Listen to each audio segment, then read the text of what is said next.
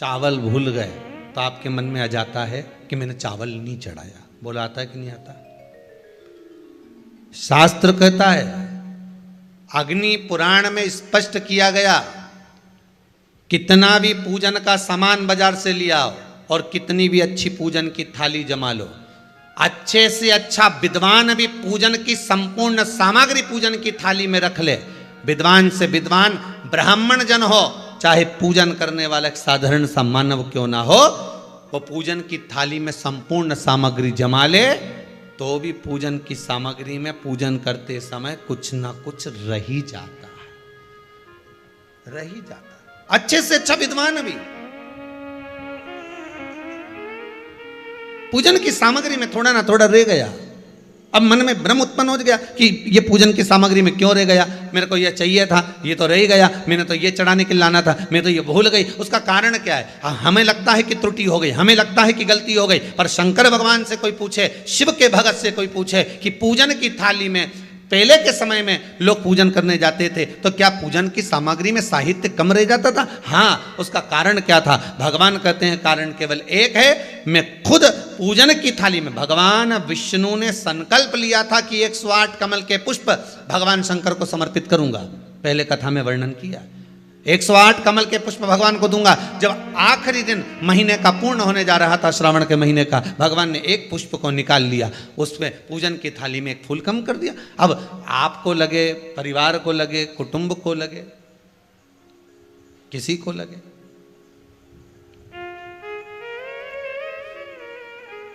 पूजा की थाली में पुष्प, पूजन की थाली में सामग्री अगर कम रह गई है तो आप ये विचार ना करें कि मुझसे गलती हो गई, मुझसे त्रुटि हो गई, भगवान रुष्ट हो जाएंगे।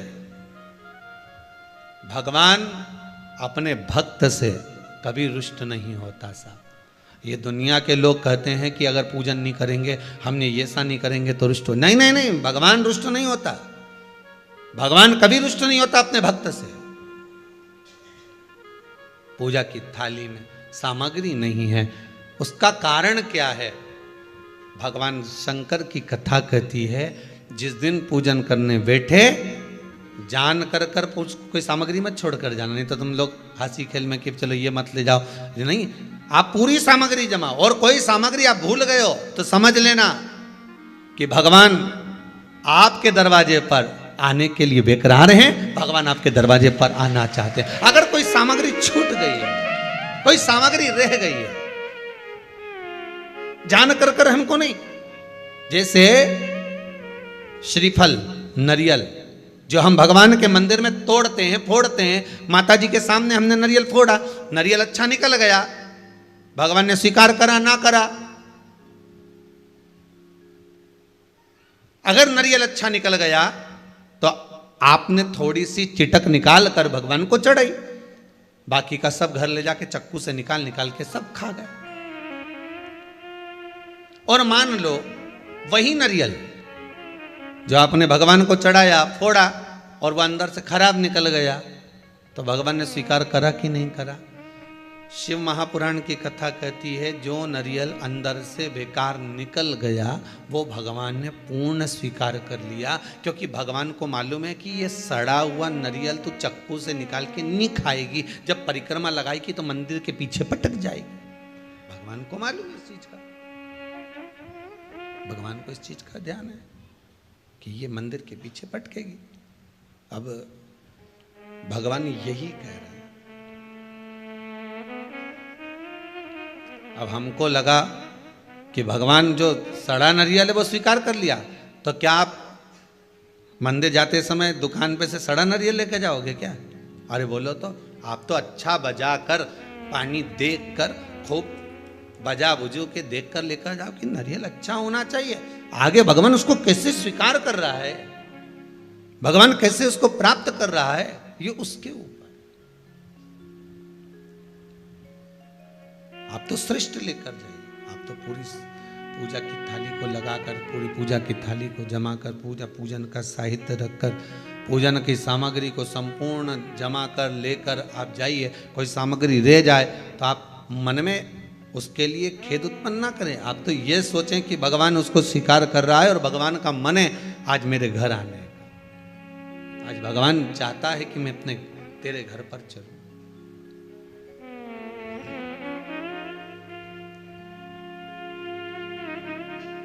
भगवान ने शिव भक्त से कहते हैं कि तुम मेरे ऊपर जल नहीं चढ़ाता था? नहीं प्रभु, नहीं। कारण मैं अपने घर पर बुलाना चाहता था, आपको अपने भवन में बुलाना चाहता था। बस आप मेरे घर पर आ जावे, आप मेरे भवन में आ जावे, इसलिए मैं थोड़ा सा छोड़ आता था। आप आए नहीं, सुबह हो गई, मेरी पूजा की थाली धरी की धरी रह गई। भगवान भी विचार करता।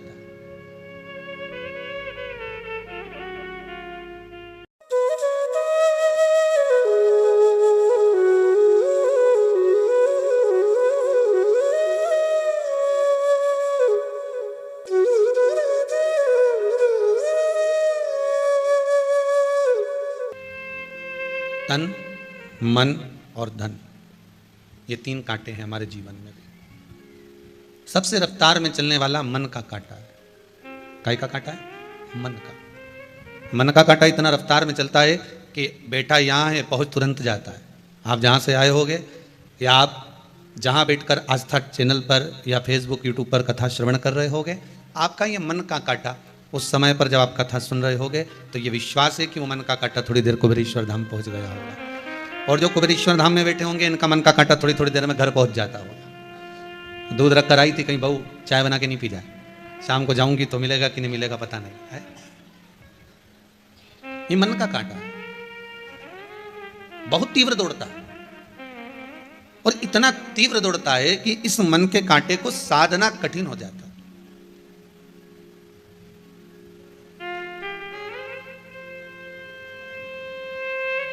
एक बार गुरु नानक देव जी ने एक बार अपनी माता जी से कहा, मां,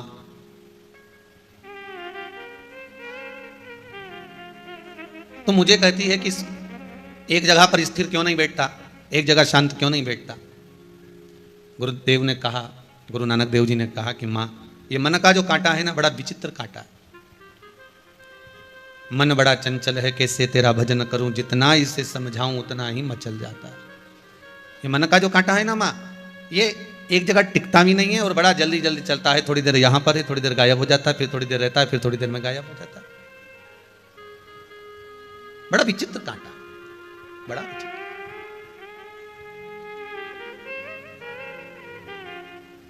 और एक दूसरे नंबर पर है जो तन का कांटा है, वो मिनट वाला, वो भी चलता है पर थोड़ा स्लो स्लो चलता है। और तीसरे नंबर पर है जो धन का कांटा, वो दिखता ही नहीं है खसकता हुआ। धन घर में कितना ही आ जाए, दिखता ही नहीं है।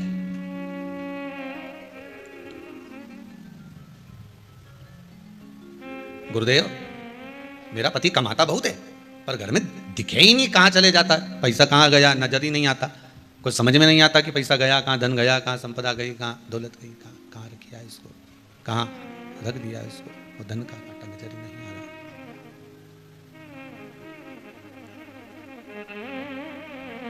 महाराज शिव महापुराण की कथा कह रही है,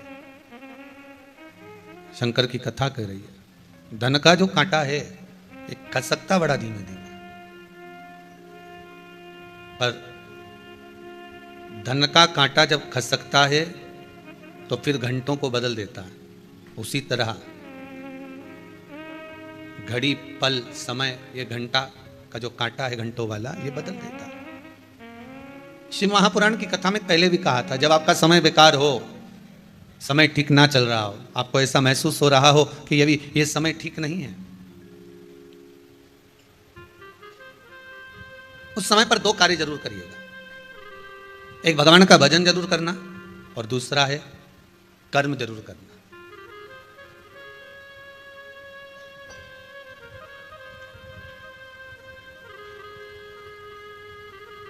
किसी व्यक्ति ने पूछा है, गुरुजी मनुष्य बेरोजगार है और कितना बेरोजगार है, इसको कैसे पता लगाया जा सकता। मनुष्य बेरोजगार है और बहुत ज़्यादा बेरोजगार है, इसका पता कैसे लगाएंगे?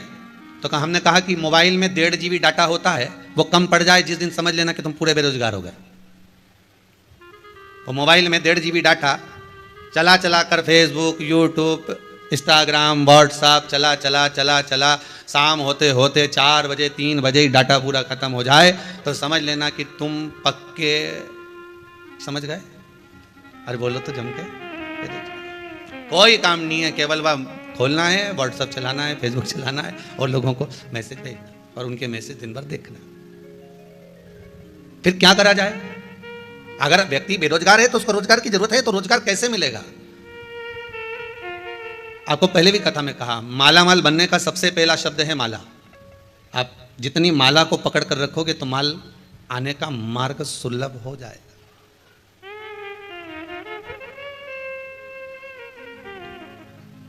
भगवान का भजन, स्मरण, राम नाम, कृष्ण नाम, शिव नाम, भक्ति, भगवान की अविरल भक्ति का गुणगान जब आप करते जाएंगे, भजन करते जाएंगे, स्मरण करते जाएंगे, शिव नाम का जाप करते जाएंगे, तो जैसे मोबाइल में डाटा खत्म हो रहा है तो आपको लोग बेरोजगार कह सकते हैं, पर राम नाम और कृष्ण नाम को जितना जपोगे, शिव नाम को जितना जपोगे, भगवान की भक्ति में जितना रमोगे, ये डाटा भले खत्म हो जाएगा आपका मोबाइल का और आपको दूसरा डलाना पड़ जाएगा, पर भगवान की भक्ति के स्मरण में जिस समय पर आप डूब गए, भगवत भजन में जिस समय डूब गए, डाटा खत्म नहीं होता, भगवान की भक्ति का डाटा बढ़ता चले जाता है और आपको सुख प्रदान करते चले जाता है। वो डाटा बढ़ रहा है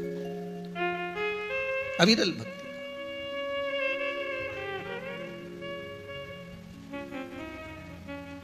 भगवान की अविरल भक्ति का डाटा। सुबह सुबह उठो ना तो लोग कहते थे हम तो सुबह 5 बजे हमारी नींद खुल जाती है, कोई कहता है हम 5:30 बजे उठ जाते हैं, कोई कहता है हम 6 बजे उठ जाते हैं, कोई कहता है हम 6:30 बजे उठ जाते हैं। ये उठना नहीं कहते इसको। ऐसे तो को तुम उठ गए 5 बजे से उठकर करा क्या, ये तो बताओ। बस उठे और गए, योगा वोगा करा, थोड़ा बहुत घूम लिए फिर लिए, इधर पहुंच गए उधर पहुंच गए, चाय पी लिया, नाश्ता कर लिया, इसको उठना नहीं कहते। उठना किसको कहते हैं? अगर आप 5 बजे से उठे हो ना तो आपने भगवान का भजन कितना करा है, आपने मंत्र जाप कितना करा है, आपने स्मरण कितना करा है, आपने नाम जाप कितना करा है, आप भगवान की भक्ति में कितना डूबे हो, आप भगवान के स्मरण में कितना डूबे हो। उठना उसे कहते हैं जो भगवान की भक्ति में उठकर भगवत स्मरण में डूब गया, वो उसको उठना कहा। मालूम पड़े कि आप उठो 5 बजे के गए हो, 4 बजे के गए हो, पर वही कर्म में फिर वही मोबाइल हाथ में लेकर बैठ गए, वही अपने कर्म। या तो आपने मोबाइल हाथ में लिया है तो कहीं भगवान की भक्ति करो, या भगवान का भजन सुन लो, या कहीं कथा सत्संग स्मरण कर लो, तो आपका उठना श्रेष्ठ है। उठ तो हम 5 बजे जाते हैं गुरुदेव, फिर क्या करते हो? बस 5 बजे उठने के बाद में थोड़ा घूम ले फिर लेते हैं। घूमो फिरो मना नहीं है, एक्सरसाइज करो मना नहीं है, योगा प्राणायाम जो भी करना है आप सब करिए, पर साथ में भगवान का भजन करते रहो। मुख में हो राम नाम, राम सेवा हाथ में, तू अकेला नहीं प्यारे, राम तेरे साथ में। जिंदगी की बागडोर हाथ भोले नाथ के, वो महलों में राखे चाहे झोपड़ी में वासे। सीताराम सीताराम सीताराम कहिए, सीताराम सीताराम सीताराम कहे। जाहि विधि राखे राम ताहि विधि रहिए, ओ जाहि विधि राखे राम ताहि विधि रहिए। किया अभिमान तो फिर मान नहीं पाएगा, किया अभिमान तो फिर मान नहीं पाएगा। होगा वही प्यारे जो मेरे राम जी, होगा वही प्यारे जो श्री राम जी को भाएगा। फल आशा त्याग शुभ काम करते, और जाहि विधि राखे भोले ताहि विधि रहिए। भगवान जिस भाव से आपको रख रहा है आप उस भाव में रहिए। भगवान जैसा खिला रहा है उस भाव से खाइए। भगवान जिस भाव में, जिस महल में, अटारी में, झोपड़ी में, जहाँ रख रहा है रहिए, पर भगवान की भक्ति में दिन रात डूबे।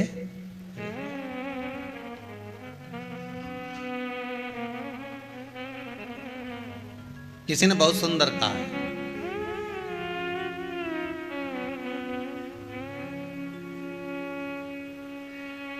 सोने की माला पहनोगे तो चोर पीछे लगेगा, किसी ने कहा है।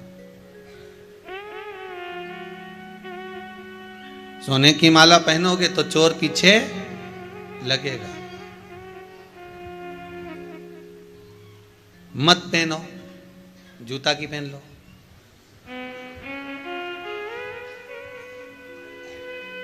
की किसने कि तुम सोना की पहनो? कोई बोला कि सोना की पहनो? अरे महाराज, अगर जूते की माला पहनेंगे तो शर्म लगे नहीं लगे? तुमने कहा ठीक है। सोना की पहनी तो चोर पीछे लग गया, लगेगा कि नहीं लगेगा? लगेगा। और जूता की पहनो तो शर्म लगे। फिर तो काम तो फूल की माला पहन ले, तो फूल की पहन के देख लो, उसमें अहंकार लगे, लगे कि नहीं लगे?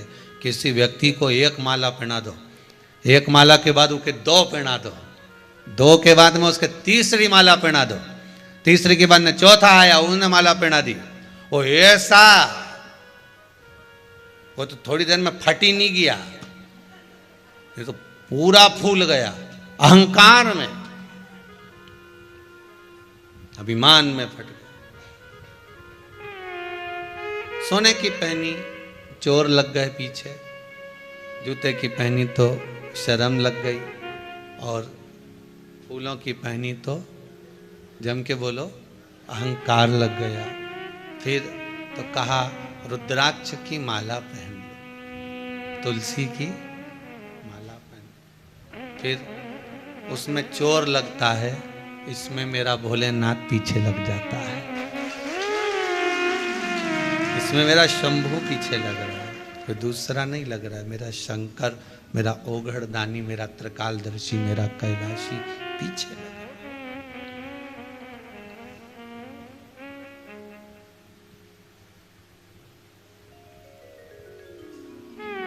एक भगत था, वो शिव मंदिर में जाता था,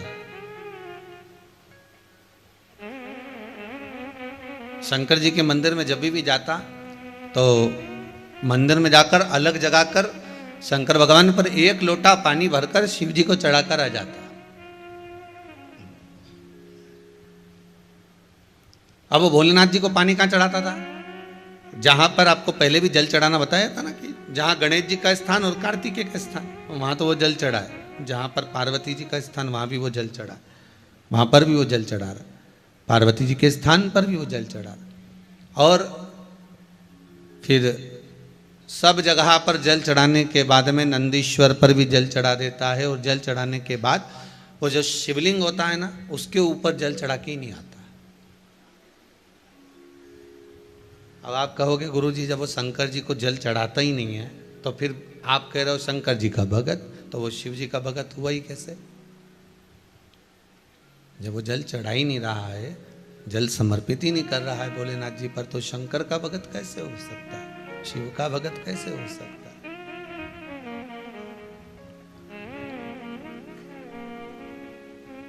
महाराज सब जगह पर जल चढ़ाता वो, और जल चढ़ाने के बाद में सब जगह जल चढ़ाकर शंकर जी पे जल नहीं चढ़ाता और वापिस आ जाता है, वापिस आ जाता पुणा अपने घर।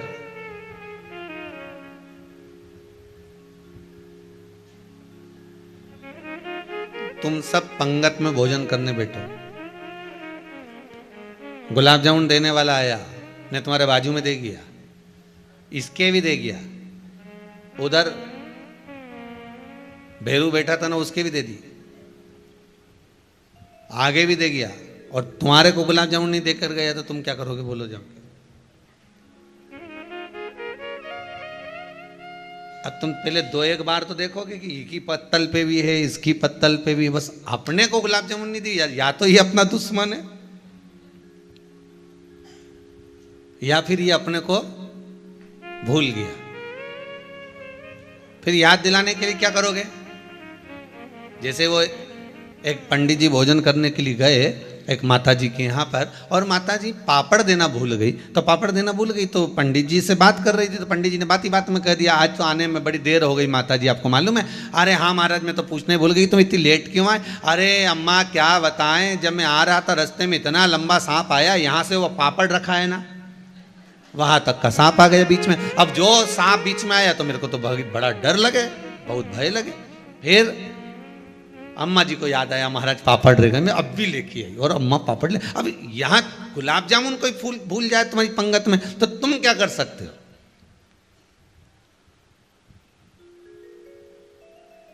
अरे बोलो तो सही, क्या करोगे? कुछ करोगे?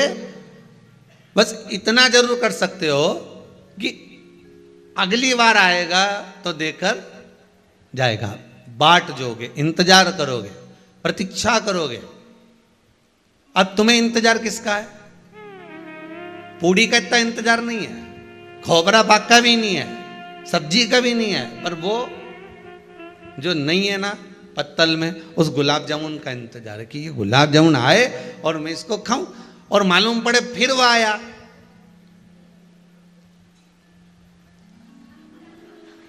फिर चला गया, फिर रह गए तुम गुलाब जामुन से।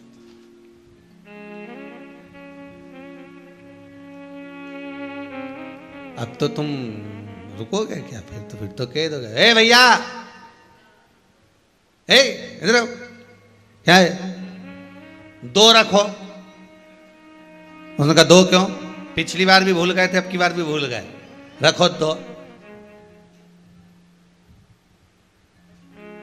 दो गुलाब जामुन।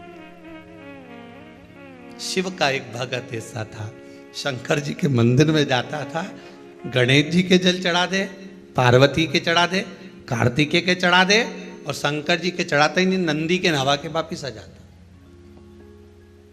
अब शंकर जी के मन में आया कि मेरा इतना गुणगान गाए, भजन करे, कीर्तन करे, नाम जाप करे, स्मरण करे, खूब मेरा नाम लेकर आए, घर पे भी बोल के आए कि शंकर जी के मंदिर। अब उन्हें किसी ने शिव जी के मंदिर में सारा देवता, पर नाम क्या निकले? शंकर जी के मंदिर जा रहा हूँ। अब माँ तो गणेश जी भी है, पर तुमने कहा एक बार भी कि मैं गणेश जी के मंदिर जा रहा हूँ? नहीं। पार्वती के मंदिर जा रहा हूँ? नहीं। नंदी के मंदिर जा रहा हूँ? नहीं। आपके मुख से क्या निकला? शंकर के मंदिर जा रहा हूँ। नाम भी बोल के आए कि शंकर के मंदिर गया, और सबके चढ़ाए, और मुझे छोड़ जाए।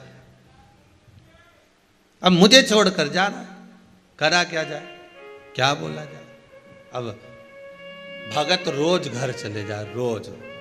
अब की बार पार्वती जी ने शिव जी से कहा, प्रभु जी ये तो आपका घोर अपमान हो रहा है, बहुत बड़ा अपमान है कि हमको जल चढ़ाए और आपको ना चढ़ाए।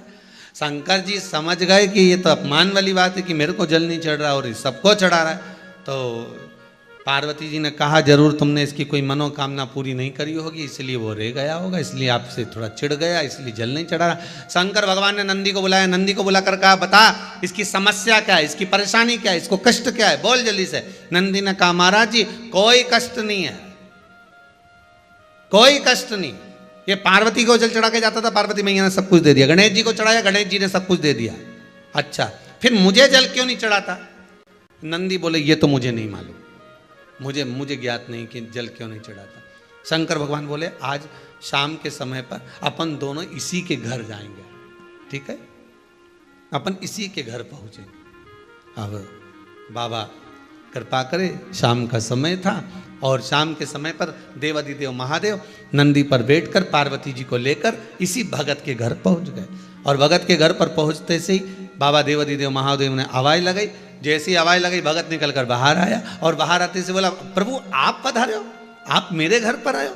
शंकर भगवान बोले, आया तेरे घर पर हूं, पर बाहर बात नहीं करूंगा, अंदर चल के बात करूंगा। और शंकर भगवान उसको ले गए अंदर ले जाकर पूछा, भोलेनाथ जी ने, ये बता कि तू सबको जल चढ़ाता था, पर मुझे जल क्यों नहीं चढ़ाता था? तो भगत ने कह दिया, प्रभु कारण केवल एक था, भक्त भगवान के मंदिर में रोज जाता है, पर भगवान भक्त के घर नहीं आता है। आपको बुलाने के लिए मैंने ये जल नहीं चढ़ाया,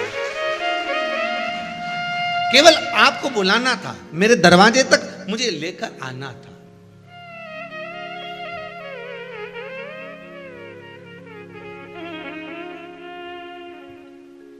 मेरे द्वार पर आप आए, कितना सुंदर बात है, जरा ध्यान दीजिएगा। अगर आप थोड़ा सा पूजन में चावल भूल गए तो आपके मन में आ जाता है कि मैंने चावल नहीं चढ़ाया। बोला आता है कि नहीं आता? शास्त्र कहता है, अग्नि पुराण में स्पष्ट किया गया, कितना भी पूजन का सामान बाजार से लिया और कितनी भी अच्छी पूजन की थाली जमा लो, अच्छे से अच्छा विद्वान भी पूजन की संपूर्ण सामग्री पूजन की थाली में रख ले, विद्वान से विद्वान ब्राह्मण जन हो, चाहे पूजन करने वाला एक साधारण सा मानव क्यों ना हो, वो पूजन की थाली में संपूर्ण सामग्री जमा ले तो भी पूजन की सामग्री में पूजन करते समय कुछ ना कुछ रह ही जाता है, रह ही जाता है। अच्छे से अच्छा विद्वान भी पूजन की सामग्री में थोड़ा ना थोड़ा रह गया।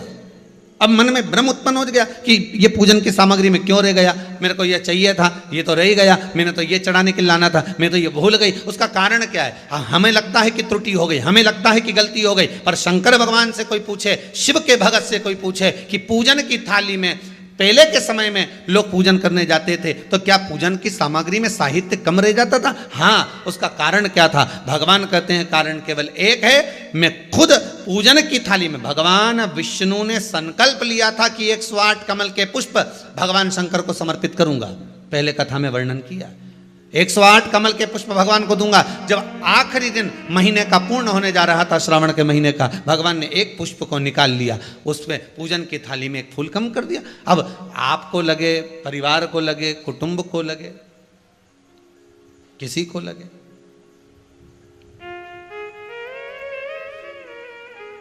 पूजा की थाली में पुष्प, पूजन की थाली में सामग्री अगर कम रह गई है तो आप ये विचार ना करें कि मुझसे गलती हो गई, मुझसे त्रुटि हो गई, भगवान रुष्ट हो जाएंगे। भगवान अपने भक्त से कभी रुष्ट नहीं होता साहब। ये दुनिया के लोग कहते हैं कि अगर पूजन नहीं करेंगे, हमने ये सा नहीं करेंगे तो रुष्ट हो। नहीं नहीं नहीं, भगवान रुष्ट नहीं होता, भगवान कभी रुष्ट नहीं होता अपने भक्त से। पूजा की थाली में सामग्री नहीं है, उसका कारण क्या है? भगवान शंकर की कथा कहती है, जिस दिन पूजन करने बैठे जान कर कोई सामग्री मत छोड़ कर जाना, नहीं तो तुम लोग हंसी खेल में कि चलो ये मत ले जाओ, नहीं, आप पूरी सामग्री जमा, और कोई सामग्री आप भूल गए हो तो समझ लेना कि भगवान आपके दरवाजे पर आने के लिए बेकरार हैं, भगवान आपके दरवाजे पर आना चाहते हैं। अगर कोई सामग्री छूट गई है, कोई सामग्री रह गई है, जान कर हमको नहीं, जैसे श्रीफल, नरियल जो हम भगवान के मंदिर में तोड़ते हैं, फोड़ते हैं, माता जी के सामने हमने नरियल फोड़ा, नरियल अच्छा निकल गया, भगवान ने स्वीकार करा ना करा। अगर नरियल अच्छा निकल गया तो आपने थोड़ी सी चिटक निकाल कर भगवान को चढ़ाई, बाकी का सब घर ले जाके चक्कू से निकाल निकाल के सब खा गए। और मान लो वही नरियल जो आपने भगवान को चढ़ाया, फोड़ा, और वह अंदर से खराब निकल गया, तो भगवान ने स्वीकार करा कि नहीं करा? शिव महापुराण की कथा कहती है, जो नरियल अंदर से बेकार निकल गया वो भगवान ने पूर्ण स्वीकार कर लिया, क्योंकि भगवान को मालूम है कि ये सड़ा हुआ नरियल तो चक्कू से निकाल के नहीं खाएगी, जब परिक्रमा लगाएगी तो मंदिर के पीछे पटक जाएगी। भगवान को मालूम है इस चीज का, भगवान को इस चीज का ध्यान है कि ये मंदिर के पीछे पटकेगी। अब भगवान यही कह रहे हैं। अब हमको लगा कि भगवान जो सड़ा नरियल है वो स्वीकार कर लिया, तो क्या आप मंदिर जाते समय दुकान पे से सड़ा नरियल लेके जाओगे क्या? अरे बोलो तो, आप तो अच्छा बजा कर, पानी देख कर, खूब बजा बुझू के देख कर लेकर जाओ कि नरियल अच्छा होना चाहिए। आगे भगवान उसको कैसे स्वीकार कर रहा है, भगवान कैसे उसको प्राप्त कर रहा है, ये उसके ऊपर। आप तो श्रेष्ठ लेकर जाइए, आप तो पूरी पूजा की थाली को लगाकर, पूरी पूजा की थाली को जमा कर, पूजन का साहित्य रखकर, पूजन की सामग्री को संपूर्ण जमा कर लेकर आप जाइए। कोई सामग्री रह जाए तो आप मन में उसके लिए खेद उत्पन्न ना करें। आप तो ये सोचें कि भगवान उसको स्वीकार कर रहा है और भगवान का मन है आज मेरे घर आने का। आज भगवान चाहता है कि मैं अपने तेरे घर पर चलूं।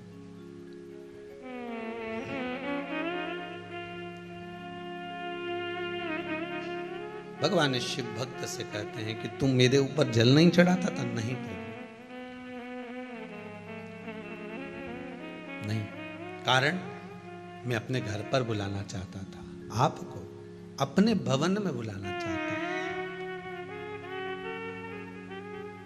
बस आप मेरे घर पर आ जावे, आप मेरे भवन में आ जावे, इसलिए मैं थोड़ा सा छोड़ आता था। आप आए नहीं, सुबह हो गई, मेरी पूजा की थाली धरी की धरी रह गई। भगवान भी विचार करता है।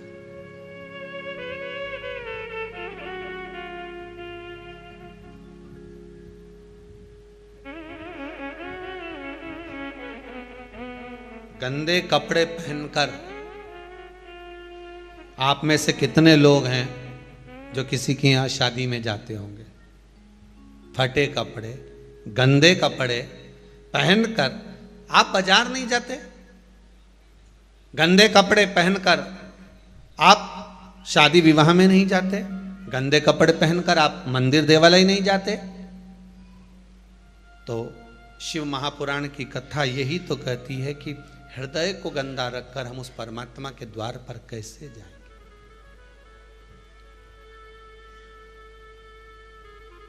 अब इस मन को धोने का कोई साबुन, इस मन को साफ करने का कोई सर्फ, कोई साबुन अगर है तो ये भगवान की कथा है। इस कथा से ये तन, ये शरीर कभी साफ नहीं हुआ।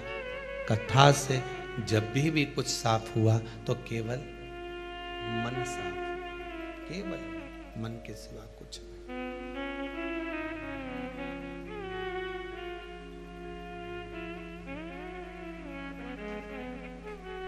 और जब ये मन पूर्ण तरह से साफ हो जाए, क्लीन हो जाए, तब भगवान को भी लगेगा कि इसने अपने घर को साफ कर कर रखा है। ये मेरा स्थान है, ये मेरी जगह है।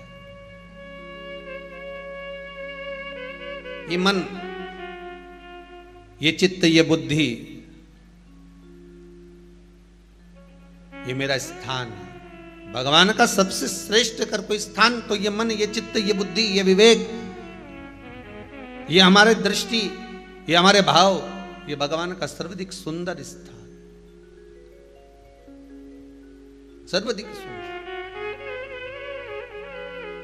शिव महापुराण की कथा कहती है, महाराज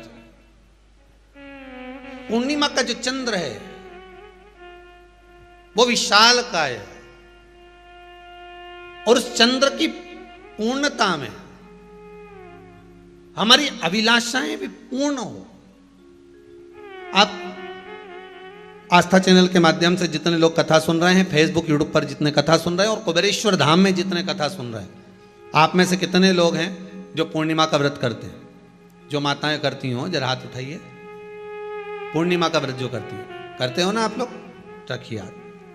अब पूर्णिमा के व्रत में आपने कई बार किताब पढ़ी होगी पूर्णिमा की, या आपने व्रत किया होगा, या पूर्णिमा का व्रत आप धारण करे होगे, तो उसमें पूजन कौन से भगवान की होती है? पूर्णिमा के व्रत में किस भगवान की पूजन होती है? तो कहा पूर्णिमा के व्रत में केले के खंभ लगाकर पूर्णिमा का जो अध्यापन होता है, पूर्णिमा की जो पूजन होती है, उस पूजन में शंकर और पार्वती की पूजन की जाती है, शिव और नारायण की पूजन करी जाती है, शंकर और पार्वती का स्मरण किया जाता है। किसकी पूजन होती है? शिव पार्वती।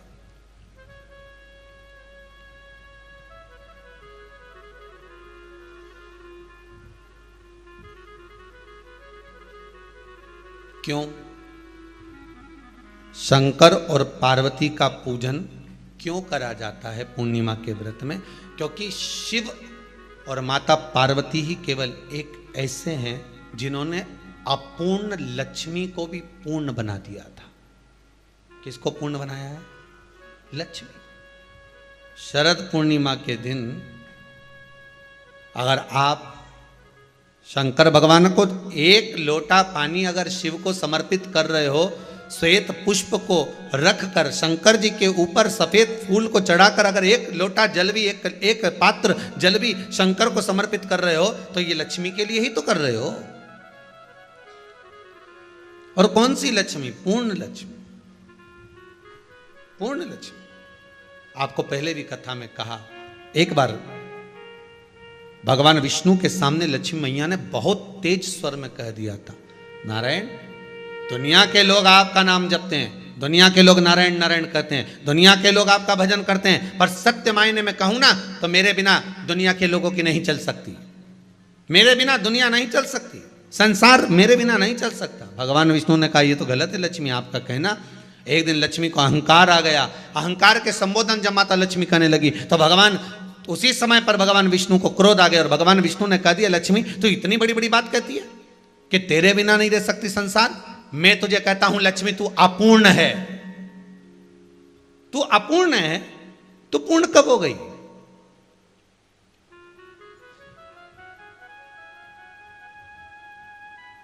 तेरी पूर्णता कहां हो गई? लक्ष्मी की आंख से आंसू बहने लगे। आज आपने मुझे अपूर्ण कहा है, आपको मालूम है आप मुझे अपूर्ण कह रहे हो? आपको ये ज्ञात हो रहा है आप मुझे अपूर्ण कह रहे हो? भगवान कहते हैं, हाँ लक्ष्मी, मैंने तुझे अपूर्ण कहा है। अपूर्णता का मतलब आप जानते हो ना? भगवान कहते हैं, लक्ष्मी मैं सब जानता हूं। लक्ष्मी रोती हुई माता सरस्वती के पास पहुंच गई। सरस्वती ने पूछा, क्या बात है लक्ष्मी, क्यों रो रही हो? लक्ष्मी जी ने कहा, क्या बताऊं सखी, मेरे पति ने आज मुझे अपूर्ण कह दिया है। तो क्यों रो रही है तू? अपूर्ण अगर कह दिया, पति ने ही तो कहा है ना, तो क्यों रोना? चल मेरे साथ में। और सरस्वती मैया माता लक्ष्मी को लेकर सीधे पहुंच गई माता पार्वती के यहां। माता पार्वती के यहां जब पहुंची है, माता पार्वती जी ने लक्ष्मी जी को देखा और सरस्वती को देखा तो पूछा कि बात क्या है, क्या हो गया ऐसा, क्या हुआ, क्या है ऐसा जो तुम दोनों आज मेरे पास में आई हो? क्या हुआ? पार्वती जी कुछ बोलती, शिव जी का ध्यान माता सरस्वती की ओर और लक्ष्मी की ओर गया और भगवान शंकर जान गए कि आज भगवान नारायण ने लक्ष्मी जी को अपूर्ण कहा है। अब देखें माता पार्वती क्या कर सकती है, इसको पूर्ण बनाने के लिए करेगी क्या?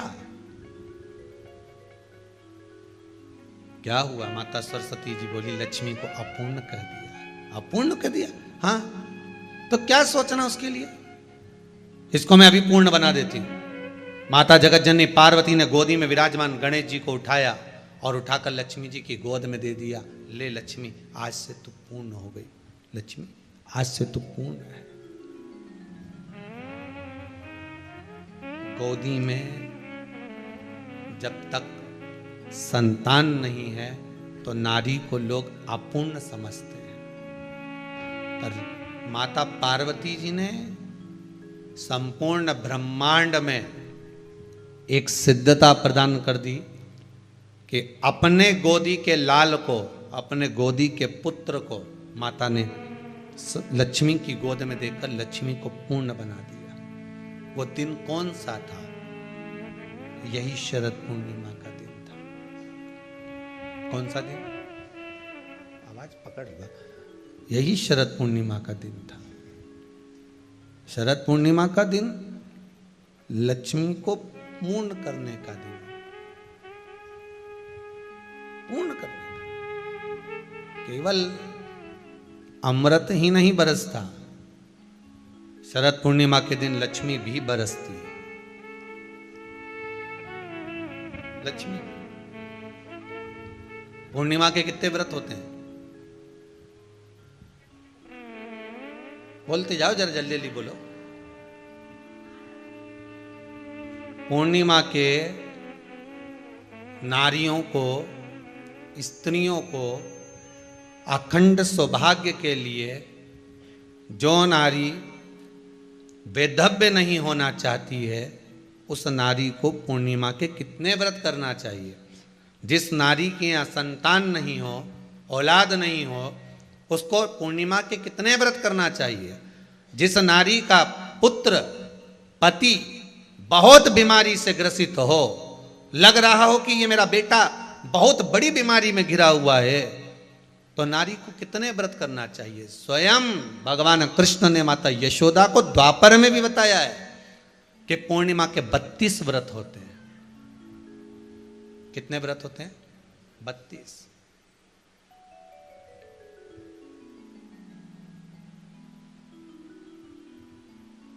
स्वयं भगवान कृष्ण यशोदा रानी को, माता यशोदा जी को भी बता रहे हैं 32 व्रत।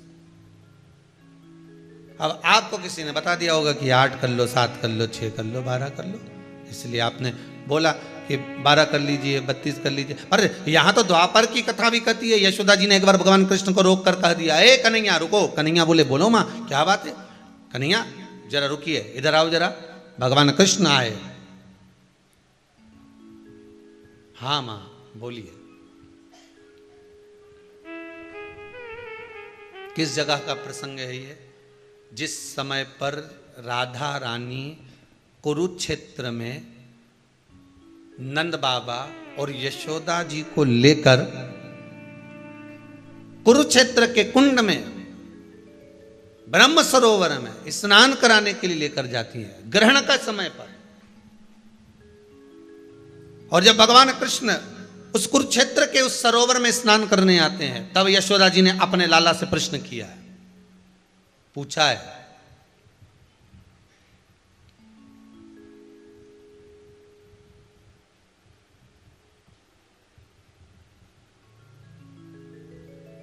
कि नारी वेधव्य होकर ना मरे।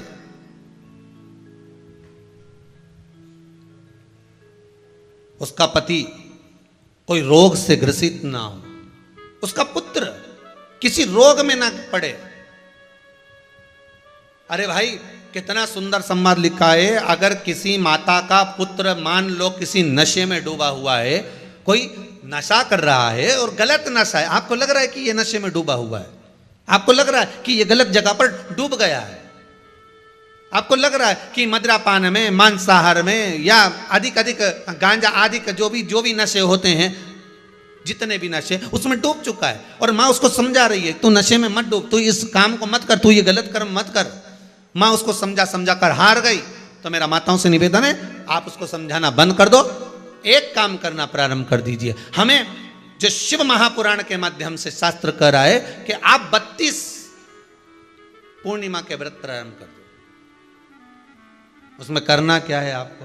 केवल जिस दिन व्रत रहे, रात्रि के समय पर कोई भी मीठा, कुछ भी सामग्री आप चंद्र की रोशनी में, चंद्र को अर्घ देने के बाद, पूजन करने के बाद उसको रखो, और वही सामग्री जो नशा कर रहा है उसको पूर्णिमा के दूसरे दिन उसको खिलाओ। आप धीरे धीरे खिलाना चालू करेंगे, जिस नशे में वो डूबा हुआ उस नशे से वो छूटना प्रारंभ हो जाएगा। 2 पूर्णिमा व्रत करके तो देखो, तीसरे में तुम्हें जरूरत ही नहीं पड़ेगी। धीरे धीरे आप रुक, वो छूटना प्रारंभ हो जाएगा। स्वयं भगवान कह रहे हैं, यशोदा मैया ने कन्हैया को रोक लिया कुरुक्षेत्र के उस मैदान में, और भगवान कृष्ण का दर्शन माता यशोदा जी करी। बहुत दिनों के बाद माँ को, आज माता यशोदा को लाला का दर्शन हुआ, बहुत समय के बाद, जानने के बाद, बहुत समय के बाद।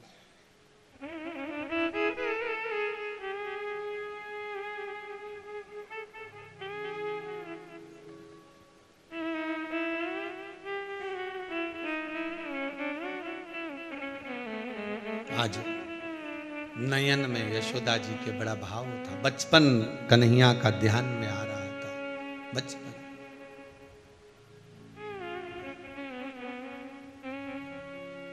मस्तक पर मलिया गिरी चंदन, ऐसा तिलक लगाया,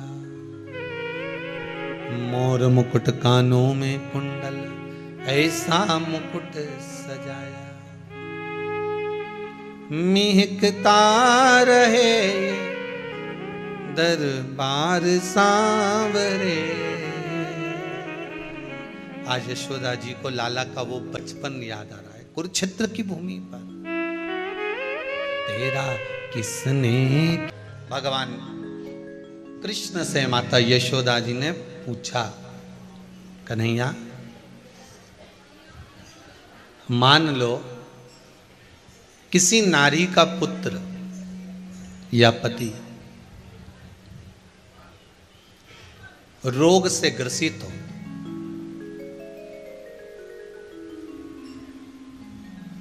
उसके पति की या पुत्र की आयु थोड़ी सी हो, तो हे कृष्ण उस नारी को कौन सा व्रत धारण करना चाहिए या किसकी पूजन करना चाहिए? ये कुरुक्षेत्र की भूमि का संवाद है।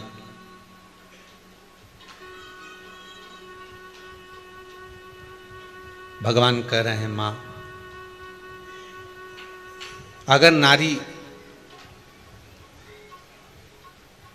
अपने पुत्र और अपने पति के लिए, उसकी उम्र की वृद्धि के लिए, रोग मुक्ति के लिए विश्व के ताप को कम करने वाले चंद्रदेव की आराधना पूर्णिमा के व्रत को धारण करती है, तो नारी उस व्रत के प्रभाव से अपने पुत्र और पति की बीमारी को, रोग को हर लेती है।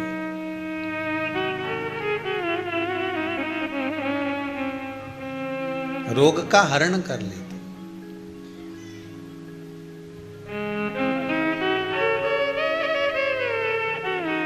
महाराज जो बच्चा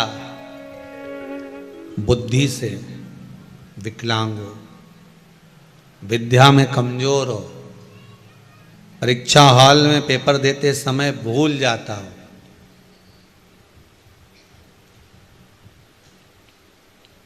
विवेक काम ना करता हो, तो निवेदन है किसी भी पूर्णिमा की रात्रि को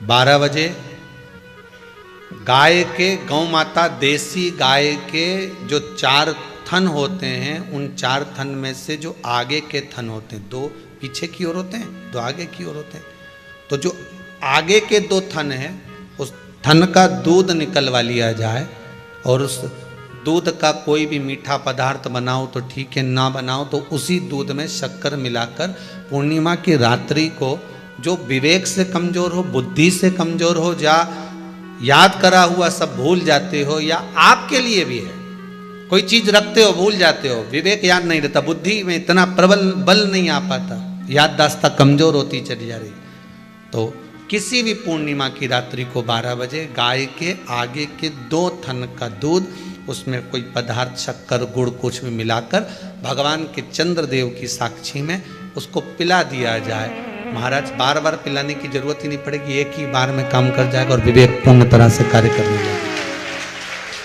देसी गाय के आगे के 2 थन का दूध बड़ा प्रबल होता है।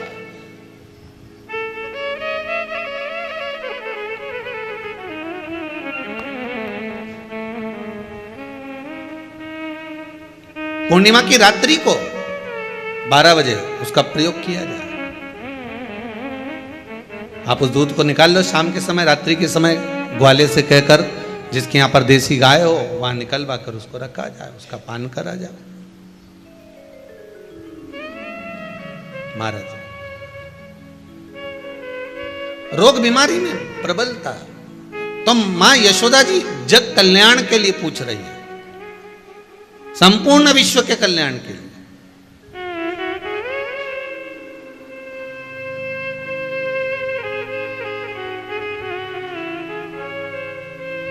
अरे कितना सुंदर संवाद है। स्कंद पुराण में समुद्र मंथन की तिथि, नक्षत्र, घड़ी, पल सब कुछ लिखा हुआ है कि समुद्र मंथन के लिए देवताओं ने इंतजार करा था। कब? जब चंद्र का प्रभाव पूर्ण हो। जब चंद्र का प्रभाव पूर्ण होगा तब जो मंथन होगा, उस मंथन का जो सुख होगा वो जीवन को आनंद दे जाएगा।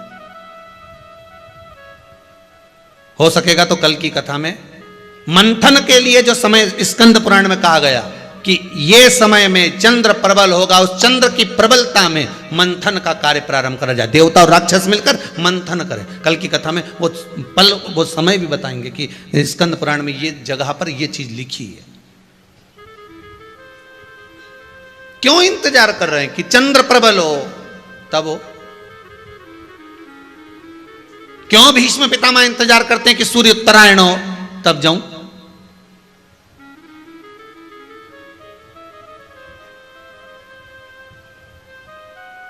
जब देवता 33 कोटि देवता उस चंद्र के इंतजार में रहते हैं कि ये चंद्र प्रबल होगा तब जाकर ये चंद्र यहां पहुंचेगा, तब जाकर हम मंथन करेंगे, तब जाकर वो अमृत मिलेगा और उस अमृत को देवता धारण करेंगे तो वो आनंद पा जाएंगे।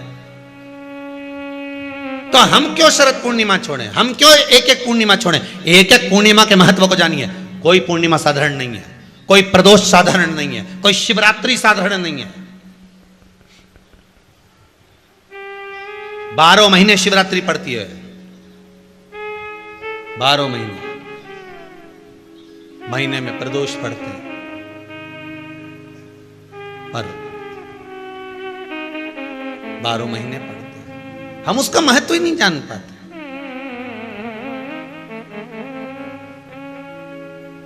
कौन से प्रदोष पर क्या करना है, कौन सी पूर्णिमा को क्या धारण करना है, कौन सी शिवरात्रि पर। कई लोगों को तो यहां तक नहीं मालूम था कि भाई श्रावण के महीने में भी शिवरात्रि आती है। वो तो बस लोगों के कि शिवरात्रि का पूजन हुआ, तो उसका स्मरण क्यों छोड़े हम? अगर ये वेद और शास्त्र ब्राह्मणों को दिए गए हैं, ये वेद और शास्त्र विद्वज्जन को दिए गए हैं, तो इसका स्मरण होना चाहिए कि हम निकाल कर जनमानस तक ये चीज पहुंचाएं कि हमें इस दिन ये पूजन करना है। उसका स्मरण होना चाहिए।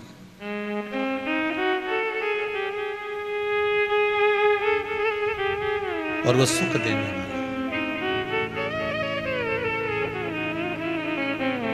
भगवान कृष्ण से यशोदा जी ने पूछा तो भगवान कृष्ण ने कहा, मां पूर्णिमा का व्रत अगर नारी 32 पूर्णिमा धारण कर लेती है तो वो नारी बेधव्य होकर नहीं जाती।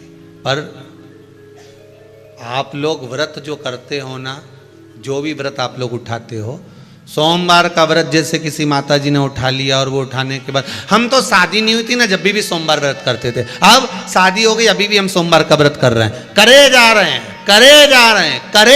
हैं, पर उसका कोई उद्यापन नहीं करा, कोई संकल्प नहीं लिया गया कि मैं 5 करूंगी कि 16 करूंगी कि 25 करूंगी कि 31 करूंगी कि 21 करूंगी। इसलिए पूर्णिमा व्रत का विधान में कहा गया कि 32 पूर्णिमा का पहला संकल्प होना चाहिए। उसके बाद आपकी 32 पूरी हो जाए, फिर आप दूसरे और व्रत कर लो, फिर 32 कर लो, फिर 32 कर लो, पर उसमें पूर्णता का भाव। अभी तक किसी के सोमवार और गुरुवार और शुक्रवार के व्रत ही पूर्ण नहीं हुआ, अभी तक चल रहा है, अभी तक चल रहे हैं। हम तो सोमवार का व्रत करते हैं, हम तो शनिवार करते हैं। अब शनिवार करते करते 4 साल हो गए, 6 साल हो गए, 5 साल हो गए। भगवान को तो थोड़ा बहुत कुछ खिला पिला के उनको एक बार तो विश्राम दे। गाड़ी भी चले नहीं तो इंदौर से चली तो बीच में कहीं तो रोकोगा। अरे बोलो तो सरी, इंदौर से चली 200 किलोमीटर दूर कि चलने, मैं सीहोर जा रही हूँ, कुबेरेश्वर धाम जा रही हूँ, तो 150 किलोमीटर दूर मेरे को इंदौर से जाना है, तो बीच में एक आध जगह तो चाय वाय पियोगे, गाड़ी के भी ठंडा करोगे। 600 किलोमीटर जाना है तो एक जगह तो गाड़ी रोकोगे कि मेरे को गाड़ी रोकना है, थोड़ी देर गाड़ी ठंडी हो जाएगी, गाड़ी में थोड़ा सा आराम लग जाएगा, अपने के भी आराम लग जाएगा, तो भगवान के भी तो थोड़ा बहुत आराम। तो तुम तो लगे सर सोमवार सोमवार सोमवार सोमवार सोमवार, मंगलवार मंगलवार, शनिवार शनिवार शनिवार, करते करते बचपन में भी करा, करते करते शादी भी हो गई, बच्चे भी हो गए, अभी तक करे जा रही। एक बार तो थोड़ी गाड़ी को रोक।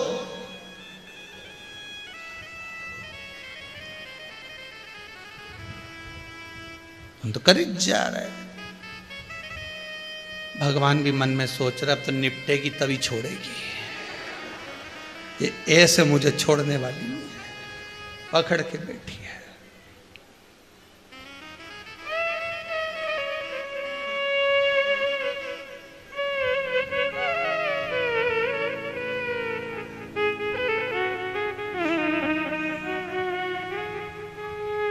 महाराज कोई भी व्रत आप करो, उस व्रत का एक संकल्प, एक नियम कि मैं इतने व्रत करूंगी, ये मेरा नियम, जैसे नवरात्रि के 9 दिन मैंने करे, व्रत धारण करे, 10वें दिन उसको छोड़ दिया।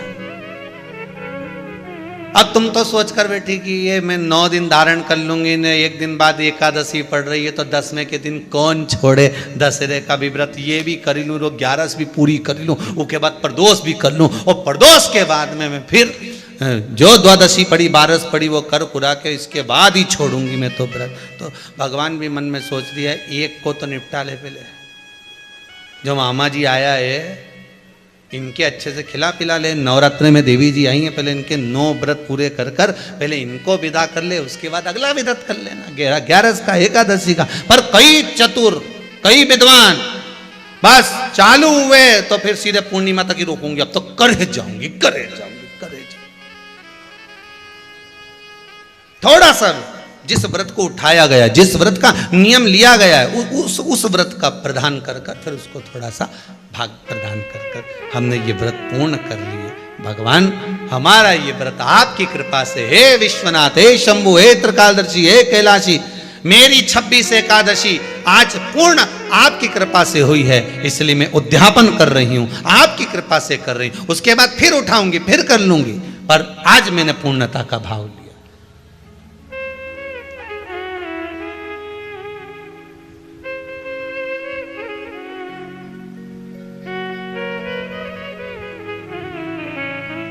रोज मूंग की दाल रोटी, मूंग की दाल रोटी, मूंग की दाल रोटी, मूंग की दाल रोटी। एक आध दिन छोरा ही चिल्ला दे, एक आध दिन तो कोई तुअर की बना लो, अरहर की दाल बना लो। क्या मूंग की दाल ही मूंग की दाल बनाए मम्मी, क्या मम्मी? तो बोलो सही है कि गलत है? तो फिर एक आध दिन तुमने दाल चेंज करी तो तुमको भी लगा अरे दाल में आपकी स्वाद आया, मैं तो सोची थी मूंग की दाल ही मूंग की दाल में स्वाद, तो थोड़ी अरहर की खाई तो थोड़ा स्वाद बढ़ा। उसी तरह रोज रोज वही वही वही वही, तो स्मरण करो, मना नहीं। भजन में कोई कमी नहीं होना चाहिए, स्मरण में कोई कमी नहीं होना चाहिए। आप व्रत कर रहे हो, लगातार कर रहे हो, तो थोड़ा सा एक उद्यापन व्रत में जरूरी है। उद्यापन नहीं करो तो किसी विद्वान ब्राह्मण को घर में बुलाकर अभिषेक पूजन करा लो, उसको भोजन करा दो, दक्षिणा आदि प्रदान कर कर उसको विदा कर दो, उसमें भी सुख का भाग, उसमें भी सुख का।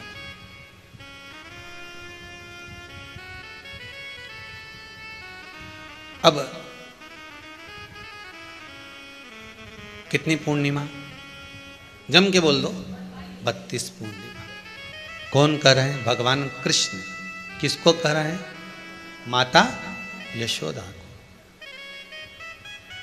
यशोदा मैया को कृष्ण ने जो कहा उस पर संशय खड़ा हो गया। जब संशय खड़ा होता है तो व्यक्ति पूछता है, तुम मां गए थे, तुम्हें कोई फायदा हुआ? संशय जब खड़ा होता पूछा जाता, किसने ये व्रत धारण किया? तुम्हें कुछ मालूम है? किसका होता है ये व्रत? भगवान कृष्ण ने कहा ये शंकर और पार्वती का व्रत है। किसका व्रत है? शिव और पार्वती का। पूर्णिमा का व्रत शंकर और पार्वती का व्रत। तो कोई कहे कि ये तो भगवान कृष्ण का व्रत है, तो ये तो कृष्ण भगवान तो द्वापर में आए हैं, पर पूर्णिमा का व्रत तो स्वयं माता पार्वती जी ने भी धारण करा है।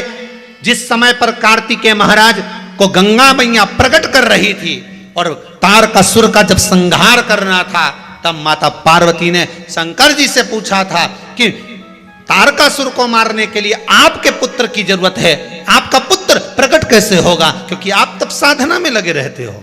भगवान कहते हैं चिंता मत कर, तू एक काम कर, पूर्णिमा व्रत को धारण कर। मां पार्वती भी जिस व्रत को धारण करी है, तो कोई कोई ये द्वापर का व्रत है क्या?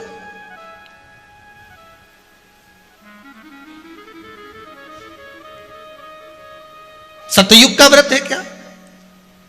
यहां तो नियम निकलते गए, त्रेता का नहीं, सतयुग है। और सतयुग का ना जाने कितने निकल गए, ना जाने कितने द्वापर, ना जाने कितने कलयुग, ना जाने कितने त्रेता युग निकल गए। पुराने चले आ रहे, पुराने।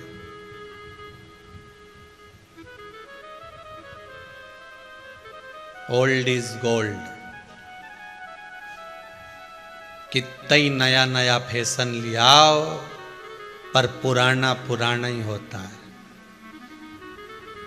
कितना ही लियाओ नया नया, कितना ही लेकर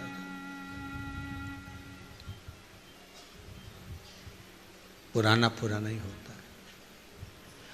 कितना ही बाल पे कलर कर लो, पर जड़ से जो निकलेगा वो तो सफेद ही है। बोलो सही है कि गलत है? सही है। तो किसी ने पूछा ये ऊपर का तो काला हो जाएगा, पर जो निकलेगा उसका क्या होगा? तो कि जड़ अगर काली है, मतलब जड़ मजबूत है और जड़ में ही वो कलर भर दिया जाए, तो जितने निकलेंगे वो सब काले ही निकलेंगे। तो फिर कहा ये जड़ को पकड़ना पड़ेगा। तो बिल्कुल, यहाँ तो शास्त्र कह रहा है कि कोई भी अगर आप प्रसंग धारण कर रहे हो, कोई भी आप नियम धारण कर रहे हो, कोई भी आप व्रत धारण कर रहे हो, या आप किसी भी तरह का पुण्य भाग धारण कर रहे हो, तो उसमें जड़ की मूलता होना चाहिए। जड़ कहाँ? केवल पूर्णिमा का व्रत कोई केवल द्वापर का नहीं है, केवल त्रेता का नहीं, ये तो सतयुग के भी आगे का निकलता, ना जाने कितने सतयुग, कितने त्रेता, कितने द्वापर हुए, तब से चला आ रहा।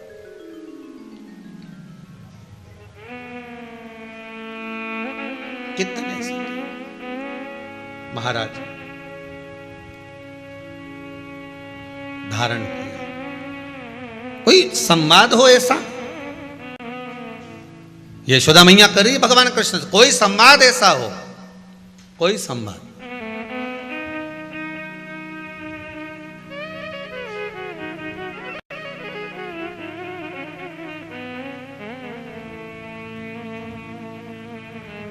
महाराज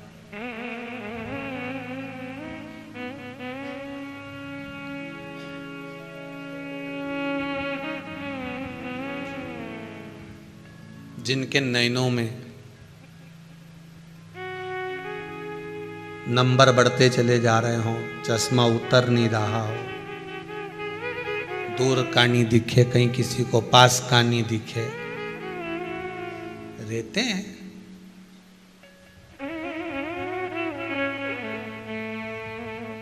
उसके लिए भी है शरद पूर्णिमा के दिन तुलसी की जो डंडी होती है,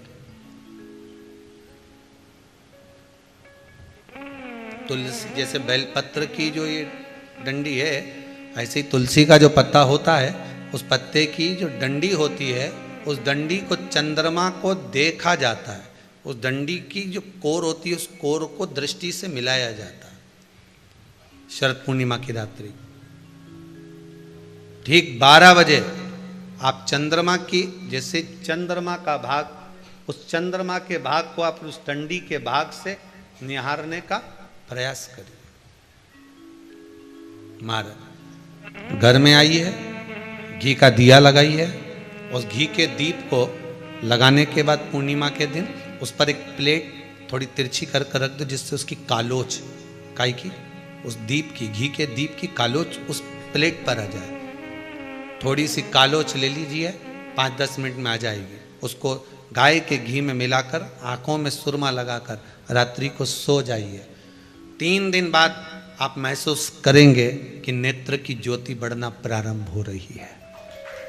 नेत्र की।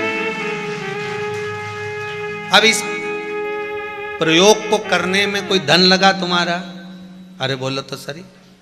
कोई दौलत लगी तुम्हारी, कोई संपदा, या फिर तुमने सियोर वाला महाराज के लाके खूब बटोर के दे दिया, कुछ लगा? नहीं। तुम करोगे, लाभ तुम्हें मिलेगा।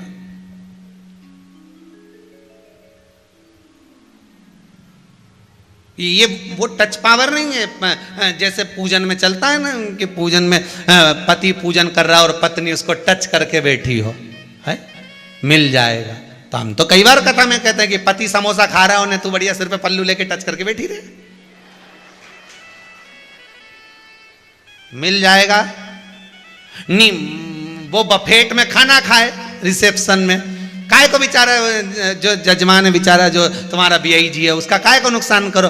एक प्लेट उठा क्योंकि आज के ज़माने में प्लेट ही महंगी है, 500 की एक चढ़ती होगी, कितने की चढ़ती होगी जो केटरिंग में देते हैं ना, 500-300 की एक। अब 300 का नुकसान, तो प्लेट एक उठाओ और पति जी में तू सिर पे पल्लू लेके उसके टच करके रहे ने, वो गुलाब जामुन खाए न स्वाद तुझे आए, वो इमरती खाए न मुंडा में जाए, न जलेबी खाए तो सीधे, न वो गोलगप्पा वो खाए न तुम्हारे मुंह में जाए, तो ऐसा होए? अरे बोलो तो सही।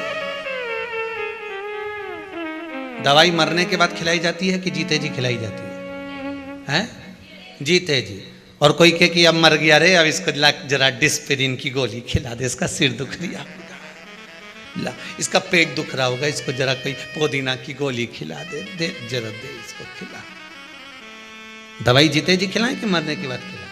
अरे बोलो तो जम के, जीते जी। अब मरने के बाद दवाई काम करेगी क्या? प्राण छूटने के बाद दवाई काम करेगी क्या? बोलते जाओ जरा दमदारी से। जितने आस्था पर कथा सुन रहे, फेसबुक ग्रुप पर सुन रहे हो, दवाई जीते जी काम करती है, मरने के बाद दवाई काम नहीं करती। उसी तरह राम नाम, कृष्ण नाम, शिव नाम जीते जी भजन करोगे तो काम करेगा अंतिम बिंदु तक।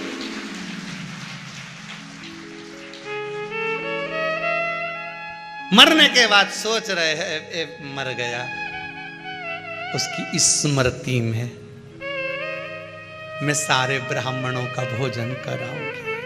ऊपर जो गया वो सोच रहा है जिंदा था तो कभी गुलाब जामुन नहीं खिलाई, अकेली जाके चाउमीन खाया ही, मुझे नहीं खिलाई। जब कोई मर जाता है ना, उसकी खारी समेटने जाते हैं ना, वो तीसरे दिन शमशान में उसकी पसंद का सारा सामान ले जाते हैं। समोसा उसकी दुकान का लाना दादाजी की अच्छा लगता था, समोसा उसकी दुकान का, पोया उसकी दुकान का लाना।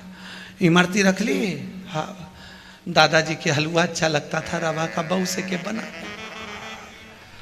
रवे का हलवा बनाया। चलते चलते याद आ गई दादाजी तो धुनकते भी थे, और धुनकने का भी ले गए।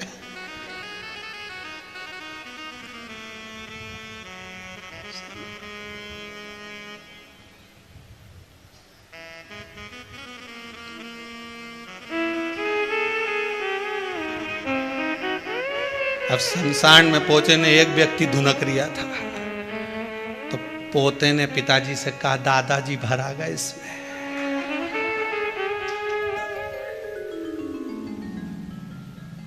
जिंदा था तब एक ने भी हलवा बना के नहीं खिलाया।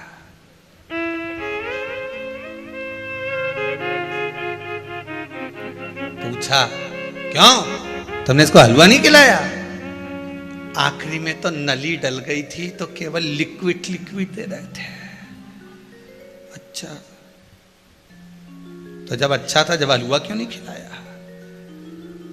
मैं तो मायके में थी, बड़ी वाली यहीं थी, उससे पूछा कि बड़ी से पूछा क्यों रे तूने इसको हलवा क्यों नहीं खिलाया? मम्मी कह रही थी कि इनको खांसी ज्यादा चल रही, घी का आइटम कुछ नहीं देना। तो एक काम करो फिर 12वें में भी घी का आइटम मत बनवाना। जीते जी दंगम दंगा, मरे पीछे पहुंचा दी गंगा। शिव महापुराण की कथा कहती है जीते जी बड़ों का सम्मान कर लो, माता पिता का आदर कर लो। जीते जी माता पिता को जो खिला सकते हो प्रेम से खिला लो। मरने के बाद की कोई गारंटी नहीं। मरने के बाद दवाई काम करेगी? अरे बोलो तो सही नहीं। अगर जिंदा था और दवाई देते तो हो सकता है थोड़ी उम्र और बढ़ जाती, श्वास और बढ़ जाती। मरने के बाद दिया तो कौन सा दिया? दान करना है जीते जी करो।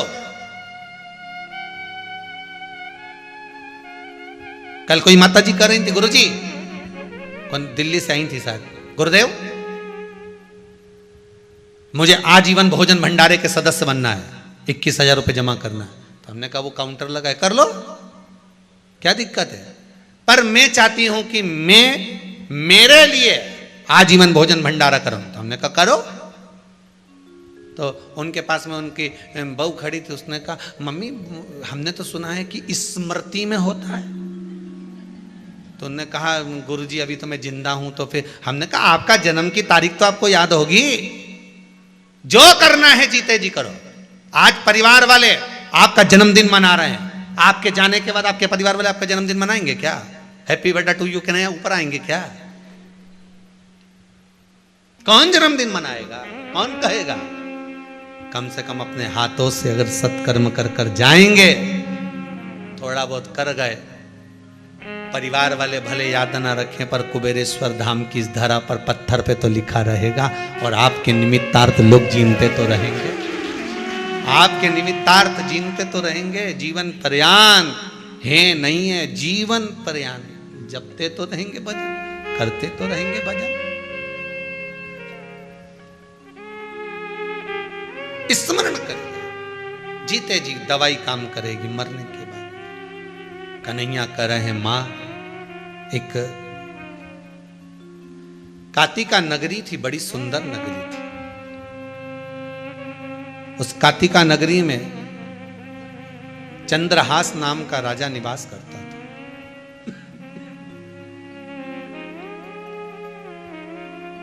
मां चंद्रहास राजा बड़ा धर्मात्मा, पुण्यात्मा, सत्कर्मी था, भगवान की भक्ति में डूबने वाला था।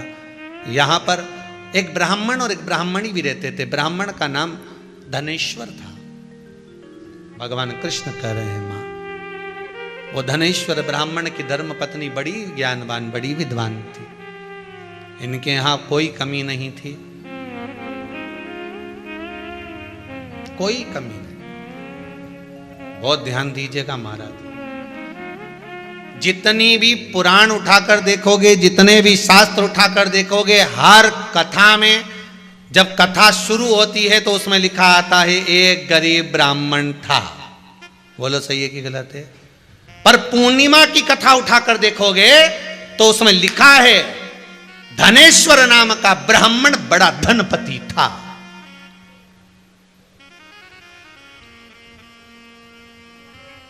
सारी किताबों को उठाकर देख लेना, उसमें लिखा मिलेगा एक गरीब ब्राह्मण था। सत्यनारायण जी की भी देख लो, उसमें भी लिखा है। जितनी पुस्तक उठाकर, उसमें आपको एक ही सुदामा जी का चरित्र देख लो, उसमें भी अगर कथाकार बोलते हैं, श्रीमद् भागवत में वर्णन करते हैं, गरीब है सुदामा, सुदामा गरीब था।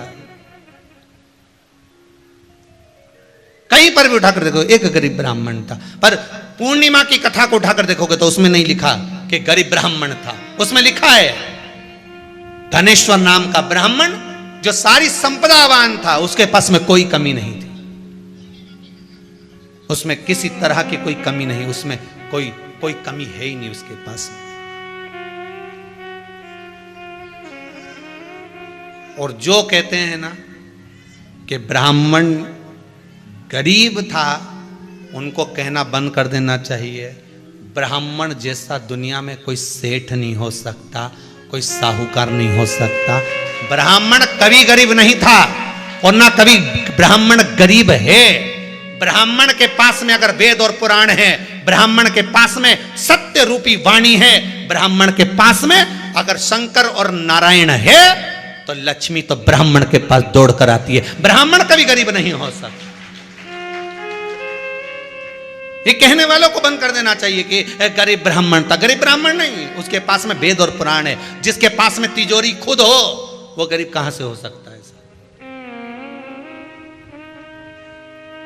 हाँ, ब्राह्मण जैसा सेठ नहीं हो सकता जो अपनी तिजोरी का माल रोज लुटाता है, रोज शास्त्र पुराण वेद पढ़ पढ़ के लोगों को लुटा रहा है। लो ग्रहण करो, लो धनपति तुम बनो। ब्राह्मण गरीब नहीं होता।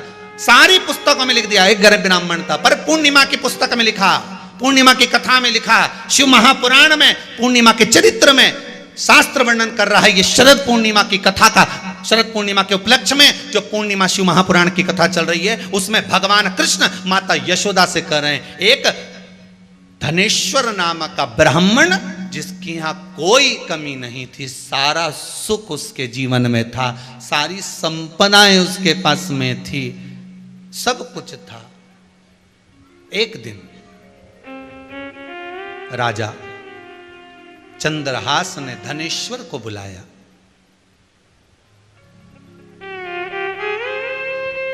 राजा चंद्रहास ने धनेश्वर को बुलाया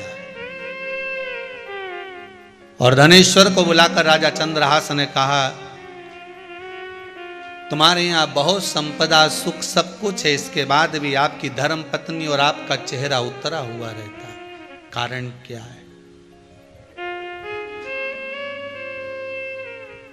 राजा चंद्रहास भी धर्मात्मा है और धनेश्वर भी धर्मात्मा। धर्मात्मा का मतलब जानते हो आप लोग? जो धर्म के पथ पर चले, जिसकी आत्मा धर्ममय हो, किसी को दुख नहीं देना, किसी को कष्ट नहीं देना। अपने भजन के चक्कर में अगर दूसरा दुखी हो रहा है तो वो दुख नहीं।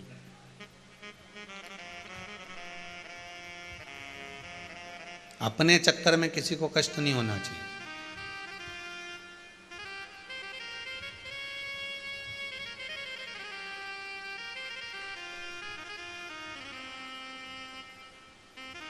मंदिर में पूजन करने गए, नारियल फोड़ के अंदर का भाग निकाल कर जो गड़ने वाली नट्टियां होती हैं ना, जो नारियल के ऊपर की खोल होती है, नट्टी उसको बोलते हैं, नट्टी वो रास्ते में पटकिया।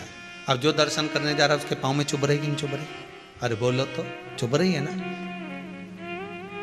अब लोग आपको धर्मात्मा कह सकते हैं कि ये बहुत धर्मात्मा है, बड़ी पुण्यात्मा है, पर शास्त्र आपको पुण्यात्मा नहीं कह सकता, आपको धर्मात्मा नहीं कह सकता। क्यों नहीं कह सकता? क्योंकि आपका स्वार्थ पूर्ण हो गया और आपका स्वार्थ पूर्ण होकर आप दूसरे को कष्ट देने के लिए वो वहीं पटक कर चले गए।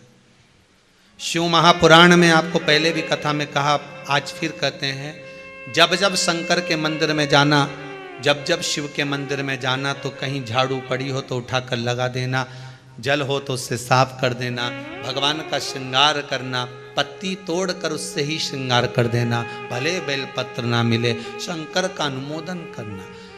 आज शिव महापुराण के माध्यम से कम जितने भी शंकर के मंदिर हैं, सारे शिव मंदिर में इतना कीचड़ जमा होता था, जो जाता था पानी ढोल कर आता था, लात रखकर कीचड़ कर कर आता था।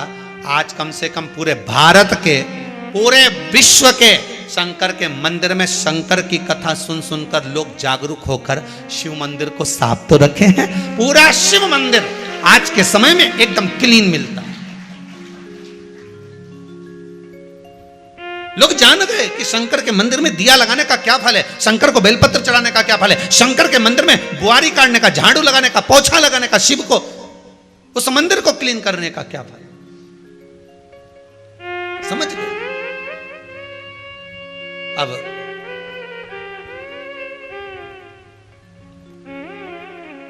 महाराज नयन जल था, धनेश्वर को बुलाया राजा चंद्रहास। राजा चंद्रहास ने पूछा, तुम्हारा चेहरा बहुत उतरा हुआ है, आपका चेहरा बड़ा उतरा है, आपकी धर्म पत्नी का चेहरा भी जो इतना सुख है उसके पास में तो क्यों उतरा है? तो राजा चंद्रहास बड़ा धर्मात्मा था और धनेश्वर भी धर्मात्मा थे, ब्राह्मण है, धर्मात्मा भी हो।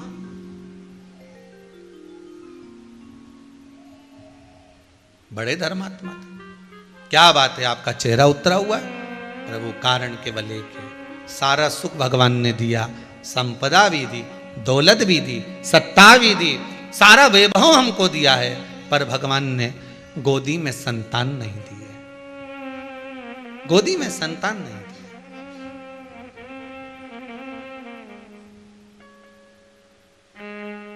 बड़ा विचित्र समय। शिव महापुराण में पहले भी कहा था, जब दांत होते हैं तब चने नहीं होते, जब चने होते हैं तब दांत नहीं होते।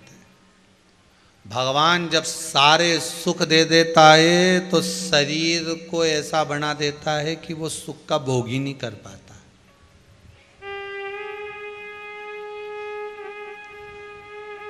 जब सारा धन घर में आ गया, संपदा घर में आ गई, सुख आ गया, सोचा था अब मैं बद्रीनाथ जाऊंगी, मेरा मनोकामना पूरी हो गई, मैं केदारनाथ जाऊंगी, अब मेरे पास में पैसा आ गया, अब मेरा बेटा मुझे ले जा सकता है, अब मेरे घर में गाड़ी आ गई, अब मेरे घर में बंगला आ गया, सब कुछ हो गया, मेरी बहू आ गई, पोता पोती हो गया, अब मैं फ्री हो गई, कुबेरेश्वर धाम जाऊंगी, कथा सुनूंगी। मालूम पड़े बाथरूम से निकल के आ रही थी, पांव फिसली गया, टपकी गई, 2-4 थी शरीर में ने टूटी गई। अब भगवान तूने सारा सुख दिया, अब ये दुख क्यों दे दिया? भगवान के ये जीवन की रीति है, जब दांत रे तब चना नहीं रे, जब चना रे तब दांत नहीं रे।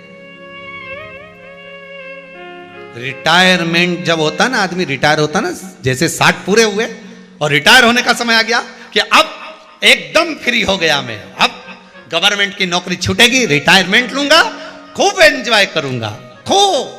और जिस दिन से रिटायरमेंट लेके आया, 2-3 दिन विचार करता रहा कि बद्रीनाथ जाऊं कि काशी जाऊं कि जगन्नाथ जाऊं कि यहाँ जाऊं कि वहाँ जाऊं। और रिटायरमेंट लेके आया था, घर के प्रपंचा में ऐसा पड़ा, सारे दोस्त तो इंतजार कर रहे थे कि रिटायरमेंट की पार्टी देगा, खूब आनंद रहेगा, दाल बाफला खिलाएगा, न लड्डू खिलाएगा, न इमरती खिलाएगा। पर जब से रिटायरमेंट लेके आया, बापड़ा वो खुद ही नहीं खा पा रहा है, वो कहीं तुम्हें खिलाएगा।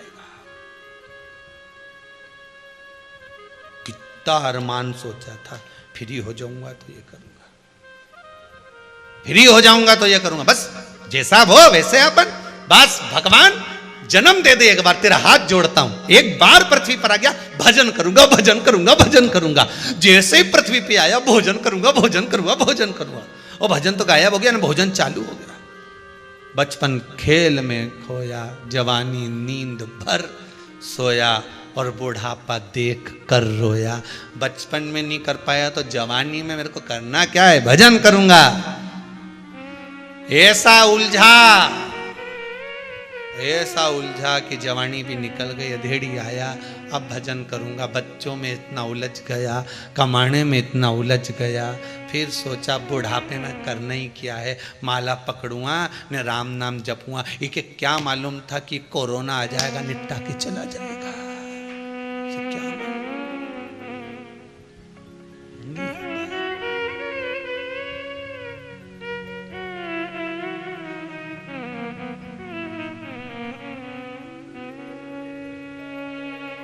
किसको मालूम? इसलिए जब समय मिले, जैसा समय मिले, पूर्णिमा शिव महापुराण की कथा, जैसा समय मिले, जब समय मिले, खाते पीते सोते उठते बैठते, तुम्हारी मर्जी पड़े, घूमते न फिरते, मॉर्निंग वॉक करो चाहे नाइट का वॉक करो, कहीं पर भी जा रहे हो, श्री शिवाय नमस्तुभ्यम, राम राम कृष्ण नाम जपते रहो। क्या भरोसा, आज है कल नहीं। रोज सुबह उठो, सबसे पहले भगवान को धन्यवाद देना, गजब कर दिया, आज फिर जिंदा कर दिया, गजब कर दिया। रात के मालूम नहीं था हमारे कि हो सकता निपटा देता तो सोते में ही, किसको मालूम? कंस को नहीं मालूम पड़ा कि वो छोरा की जगह छोरी हो गया। कंस को मालूम पड़ा, वो तो जाके बताया कि छोरी हुई है, किसके मालूम? निपटा दे। तो सुबह से उठते से ही भगवान को अपने कमरे में पलंग पर बैठकर दोनों हाथ जोड़कर मलकर हाथों का स्पर्श कर कर देख कर भगवान को निवेदन करना, गजब कर दिया। आंख भी सही है,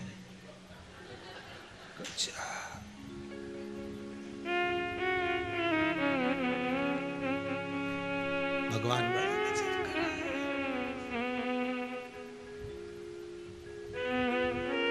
सबके लिए मांगते रहना, सुबह से उठो, भगवान कृपा करना, इसको भी अच्छे से जगा देना जो ये मेरे बाजू में सो रही है। अगर ये निपट नुपटी गई तो रोटी कौन बनाएगा? इसको उठा दो।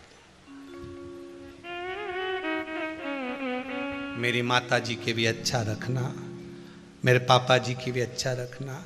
मम्मी अच्छी नहीं रहेगी तो इससे झगड़ा कौन करेगा? सबके अच्छी रखे। भगवान सुबह से उठो ना, भगवान को धन्यवाद दो, तूने जगा दिया, आज फिर जीवित कर दिया मुझे।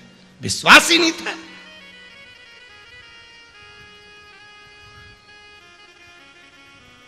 किसको मालूम कौन सी घड़ी, कौन सा पल, कौन सा नक्षत्र, कौन सी समय किसका आखिरी है, किसको मालूम।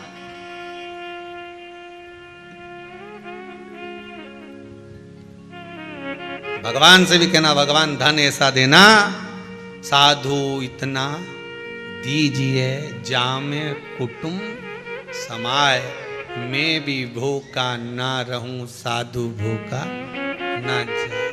इससे ज्यादा मत देना, क्योंकि मेरे चक्कर में दूसरे की नींद उड़ जाएगी। अगर तूने मुझे धन ज्यादा दिया तो वो चोरों की नींद उड़ जाएगी। मैं नहीं चाहता कि मेरे चक्कर में बेचारे रात भर जागे, इसलिए मेरे चक्कर में मैं किसी को दुख दूं ये अच्छी बात नहीं है। तो चोरों को अच्छे से सोन दो, मुझे उतना दो जितना मुझे जरूरत हो, नहीं चाहिए। धनेश्वर राजा ने कहा, तो राजा ने कहा तो चिंता क्यों करता है, केवल संतान ही तो नहीं है, केवल संतान नहीं, इतना सा दुख लेकर बैठा। व्यक्ति की आदत रहती है ना, सबके गुलाब जामुन मिली, अपने क्यों नहीं मिली। दिक्कत तो वो गुलाब जामुन की है। व्यक्ति दुखी कब तक है, जब उसके घर में फ्रीज नहीं आया तब तक लगे फ्रीज आ जाता तो कितना अच्छा होता, अपन यहीं पे अपने घर में बर्फ बना लेते, अपने घर में आइसक्रीम बना लेते। अब फ्रीज आके रखा गया, वो में झिंगुर घुसी रिया है, पूरी रबड़ में झिंगुर ही झिंगुर हो ही रिया, और नहीं था फ्रीज तो क्या फ्रीज नहीं है, वॉशिंग मशीन नहीं है तो वॉशिंग मशीन नहीं। अपने को जब तक वो वस्तु नहीं मिल जाती तब तक अपन को लगता बहुत वो कब आएगी, वो कब आएगा, वो कब मिलेगा, वो फ्रिज कब आएगा, एसी कब लगेगा, ये सामान कब आएगा। जब तक नहीं आता तब तक घबराहट होती है, और जब वो मिल गया घबराहट गई। इसीलिए तो भगवान नहीं मिलता। भगवान कहता है एक बार अगर मैं मिल गया नहीं तो इसकी घबराहट समाप्त हो जाएगी, और मैं नहीं मिलूंगा तो रोज भुलाएगी तो सरी, रोज भुलाएगी। आतारी जोजी भोलानाथ मेरी कुटियां। अगर भगवान ने सारा सुख दिया और एक चीज नहीं दी तो दुख क्यों, किससे लिए।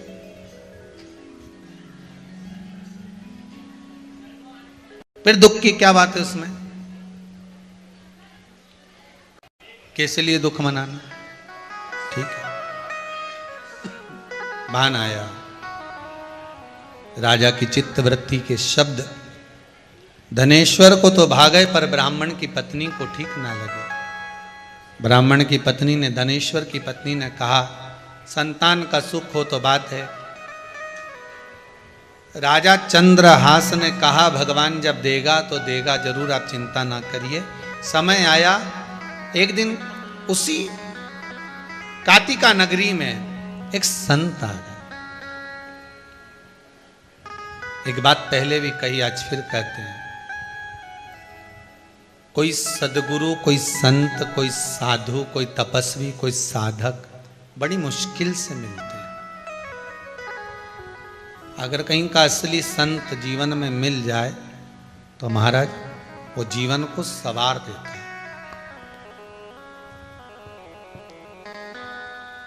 और अगर कहीं का नकली मिल गया तो जीवन को बिगाड़ देता है।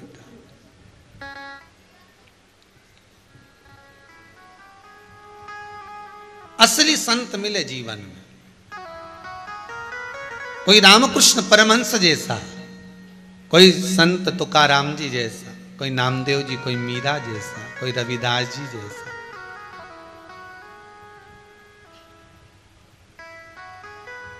कोई श्रीमद् वल्लभाचार्य जी जैसा, कोई रामानुजाचार्य जी जैसा, कोई संत साधु ऐसा मिल जाए जो हमको जगा दे। एक संत जा रहे थे, वहीं से धनेश्वर निकलकर जा रहा था। धनेश्वर ने पूछ लिया, महाराज 8 दिन से मैं आपको देख रहा हूं, आप हमारी नगरी में से भिक्षा मांगते हो, सारे नगर से आप भिक्षा मांगते हो, पर मेरे दरवाजे पर भिक्षा मांगने नहीं आते हो। कितनी बड़ी बात है, जरा ध्यान दीजिएगा। धनेश्वर कह रहा है, एक ब्राह्मण धनेश्वर कह रहा है कि आप सब जगह से भिक्षा मांगते हो पर मेरे दरवाजे पर भिक्षा मांगने नहीं आते। और एक हमारी सोच देखिए, विचार देखिए, अच्छा है ये भिखारी मेरे यहां नहीं आए, बाजू में से पैसा ले ले, उधर से ले ले, पर हमारे यहां नहीं आए। गणेश जी बिठाते हैं बच्चे लोग तो चंदा लेने आ जाते हैं। कई लोगों के मन में आता है ये इधर उधर से ले ले, अच्छा है, जैसे वो आने का रहता है तो ये अंदर पानी पीने चले जाता है। पर धन्य है रे धनेश्वर ब्राह्मण, धन्य है तू। पूर्णिमा की कथा कर रही है, धन्य है तू। धनेश्वर ब्राह्मण कह रहा है संत से, एक सन्यासी से, एक तपस्वी से। आप सबके यहां से भिक्षा लेते हो, सबके यहां से अन्न भाग ग्रहण करते हो और जाकर नदी के तट पर बैठकर खा लेते हो, तो मेरे दरवाजे पर भिक्षा मांगने क्यों नहीं आते? मेरे दरवाजे पर क्यों नहीं पहुंचते? धनेश्वर के शब्द सुने तो संत ने कहा, भाई बात इतनी सी है कि मैं तेरे यहां से भिक्षा कैसे लूं, क्योंकि जैसे लक्ष्मी अपूर्ण थी ऐसी ही तू भी तो अपूर्ण है, तेरी धर्मपत्नी भी अपूर्ण है, मैं तुम्हारे यहां से भिक्षा कैसे ले सकता हूं? मैं तुम्हारे यहां से भिक्षा लेकर पा नहीं सकता। अब जिसने ये मार्ग बताया है, चतुर धनेश्वर ने विचार कर लिया क्यों ना इसी के चरण पकड़ लिए जाएं। अगर ये कह रहा है कि हम अपूर्ण है, हमारी पत्नी अपूर्ण है, हमारे यहाँ संतान नहीं है, तो हम क्यों ना इनके चरण पकड़ें। और धनेश्वर ने चरण पकड़ लिए संत के। महाराज अब तो आप बताओ कि हम पूर्ण कैसे होंगे? हमारे दरवाजे से आप भिक्षा कब लोगे? जब तुम्हारे यहां संतान होगी। तो संतान कौन देगा? संत से पूछा, संत ने कहा ये तो परमात्मा के हाथ में। अच्छा, ये परमात्मा के हाथ में? हाँ, परमात्मा किसके हाथ में? अब बोलो तो सही। तो कहा संत, साधु, ब्राह्मण, भजन करने वाला भक्त, भगवंत, भगवान भक्त के हाथ में।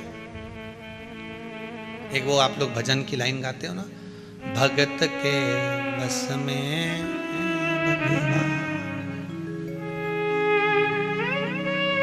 भगत बिना ये कुछ भी नहीं है, और भगत हैं इनके प्राण भगत के वश में।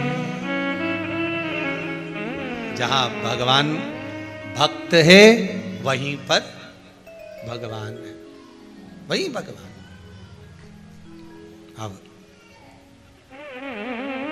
भगवान मिलेगा तब काम से देगा। भगवान किसके हाथ में? तो का भक्त के हाथ में।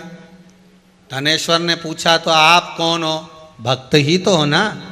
अब आप बताओ मेरे घर में संतान कैसे आई? बोलो।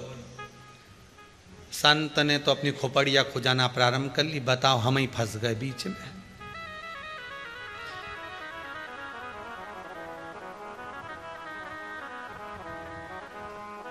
जो अक्ल देता है ना, मंदिर में ऐसी आ गए, हाँ कपूर नहीं लाए, भूल गए।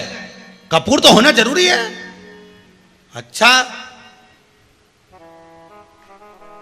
काय से आए हो? पैदल। अब जिसने कहा पैदल, उसी ने पूछ लिया तुम काय से आए हो? मोटरसाइकिल से। ये पकड़ो 10 रुपए, कपूर लेके आ। अब उसी ने अकल दी थी, कपूर नीला है, और लेने भी कौन जा रहा है? वही। इसने तो कह दिया हम तो पैदल आए। अब वो 10 रुपए का कपूर लेने का 50 रुपए खर्च करे, सीहोर तक गया, कुबेरेश्वर धाम से 10 किलोमीटर दूर। अब इतना डीजल पेट्रोल जल गया। अब आते से ही वो बोला, मन में सोच लिया हनुमान जी के मंदिर में जो भी आएगा कभी नहीं बताऊंगा कि तुम ये चीज नहीं लाए, तुम तो जुलान चढ़ा जाओ। दादा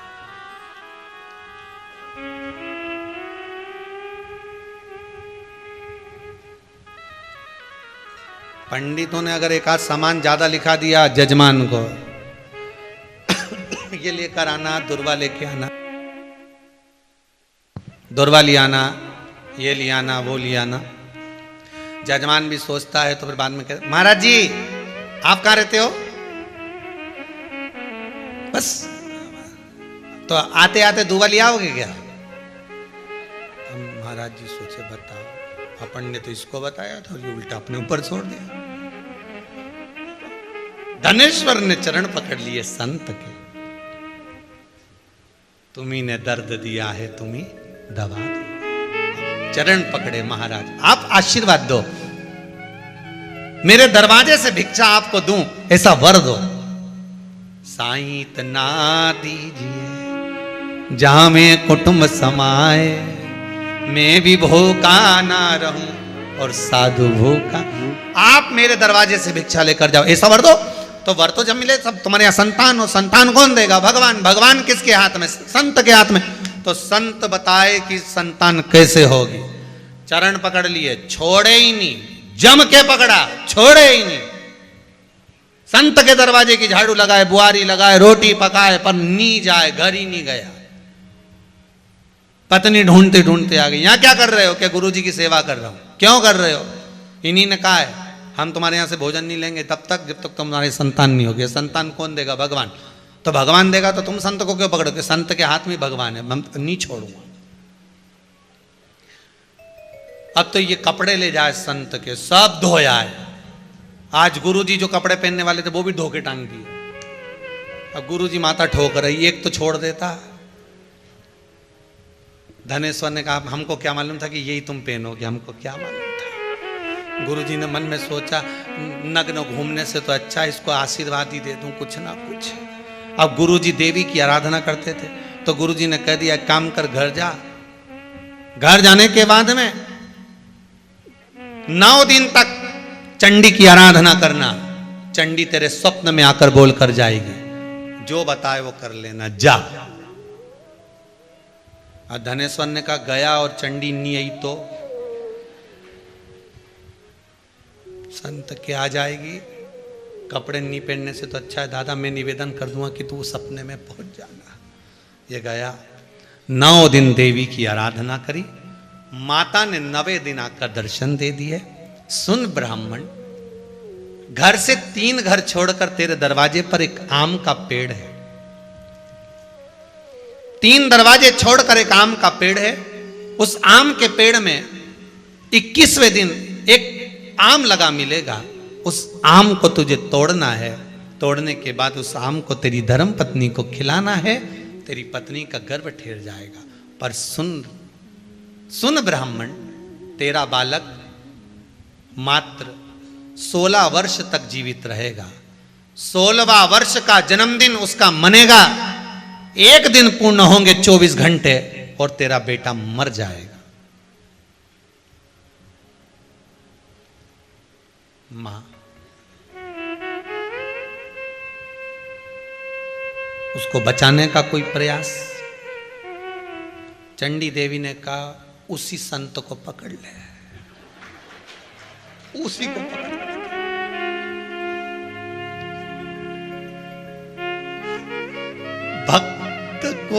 भक्त भगवान का रास्ता दिखाता है और भगवान भक्त का रास्ता दिखाता है। भगवान ऊपर से आके कभी नहीं बोलेगा कि तुझे दुख ज्यादा है ना तो तू वहां चली जा। भगवान कभी आकर नहीं बोलेगा। भगवान किसी भक्त के माध्यम से कवर करवा देगा, इतना तकलीफ में इतना दुख में है तो एक बार कुबेरेश्वर धाम जाके दोग लगाने में कहीं जाता है। एक बार जा तो सही, एक बार महाकाल चली जा, विश्वनाथ चली जा, जा। कभी भगवान नहीं आएगा पर भक्त के माध्यम से खिलवा देगा कि एक बार शिव महापुराण की कथा सुन ले, धारण कर ले, शिव मिल जाएगा। जब शंकर मिल जाएगा तो शंकर कहेंगे कहां भटक रहा है, वापिस सतगुरु के चरणों में चले। क्यों भटक रहा है? अभी गया 21वें दिन इसके फल भी मिल गया। अब वो फल लगा ऊपर, कोई ऐसे ही फल मिल जाएगा? अब आम के पेड़ पे 4-5 बार चढ़ा गिरा, चढ़ा गिरा, पर वो फल हाथ में नहीं। बहुत प्रयास किया।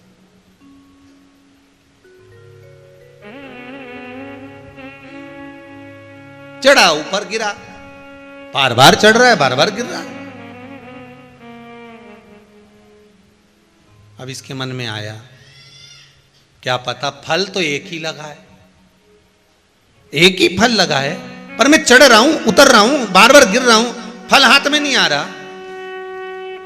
महाराज, शिव महापुराण की कथा कहती है, कर्म करे जाओ, करे जाओ, करे जाओ, फल तो परमात्मा हाथ में लाकर दे ही देगा। कर्म से पीछे मत। आज के जमाने में व्यक्ति करना कुछ नहीं चाहता, कुछ नहीं करना चाहता। ओके, तो कहीं का गड़ा हुआ अंडा मिल जाए या कहीं से धन भभूति छोड़ते से ही प्रकट हो जाए, अलादीन का चिराग घीसो।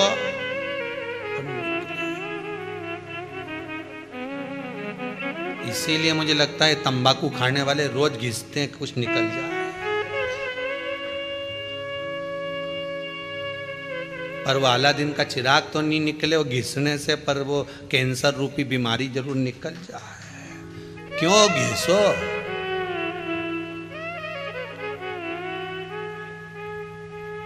क्यों घिसो? प्रकट हो।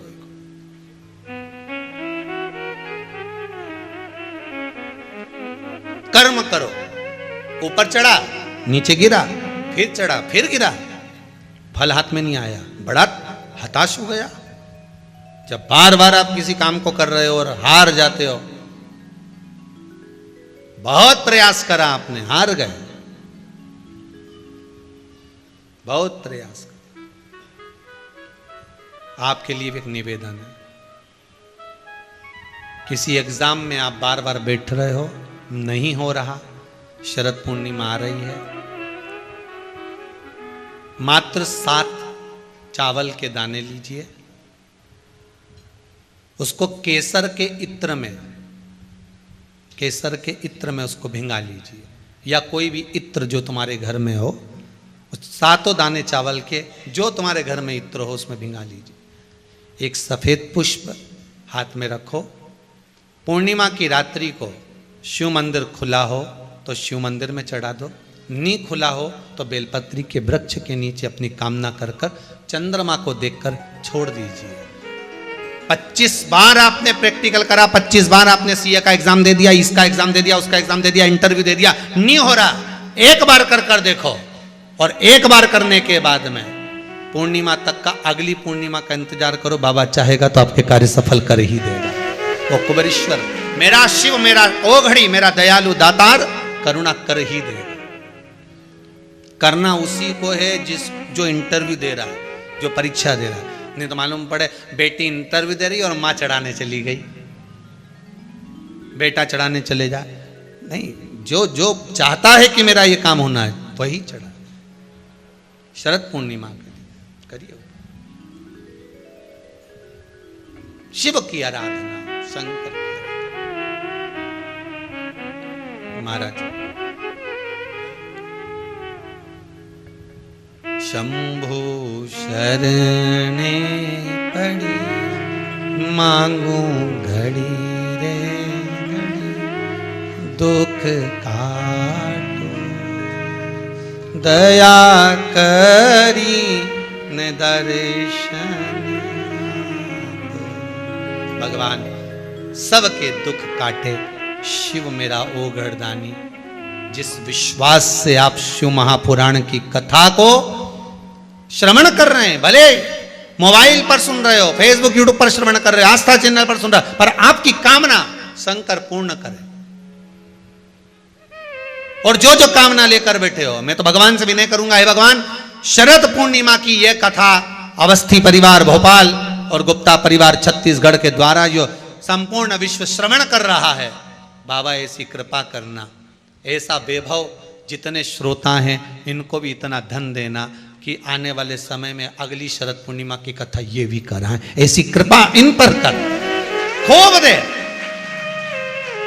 तू देते रहे और ये सत्कर्म करते रहे। जैसे अवस्थी परिवार, गुप्ता परिवार भाव लेकर कथा करा रहा, ऐसा ही आप भी करा।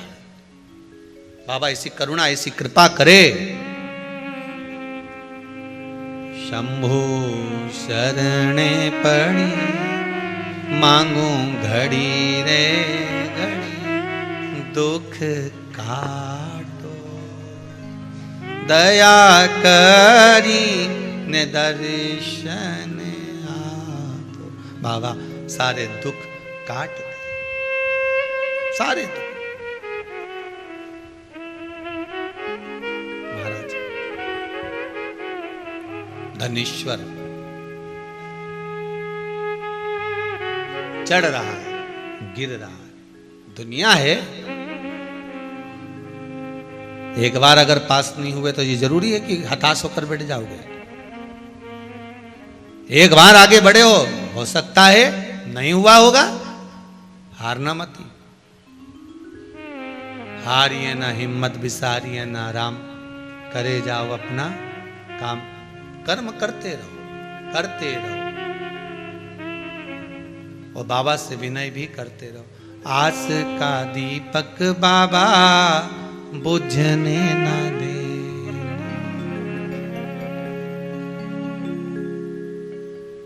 अपने चरण से मुझे दूर न करे। हे बाबा, ये मन में जो आस का दीपक लगाए हुए हैं, विश्वास का जो दीप लगा हुआ है, इसको टूटने मत देना, इसको बुझने नहीं देना। हे बाबा करुणा सागर करुणा कर, ये बुझे, मेरा विश्वास डिगे। फिर चढ़ा, फिर उतरे, फिर चढ़े, फिर उतरे, हारे नहीं। धनेश्वर हारा नहीं है, धनेश्वर हारा नहीं। अब करूं क्या? संत को ढूंढने गया, फल लगा है पेड़ पर, फल लगा है।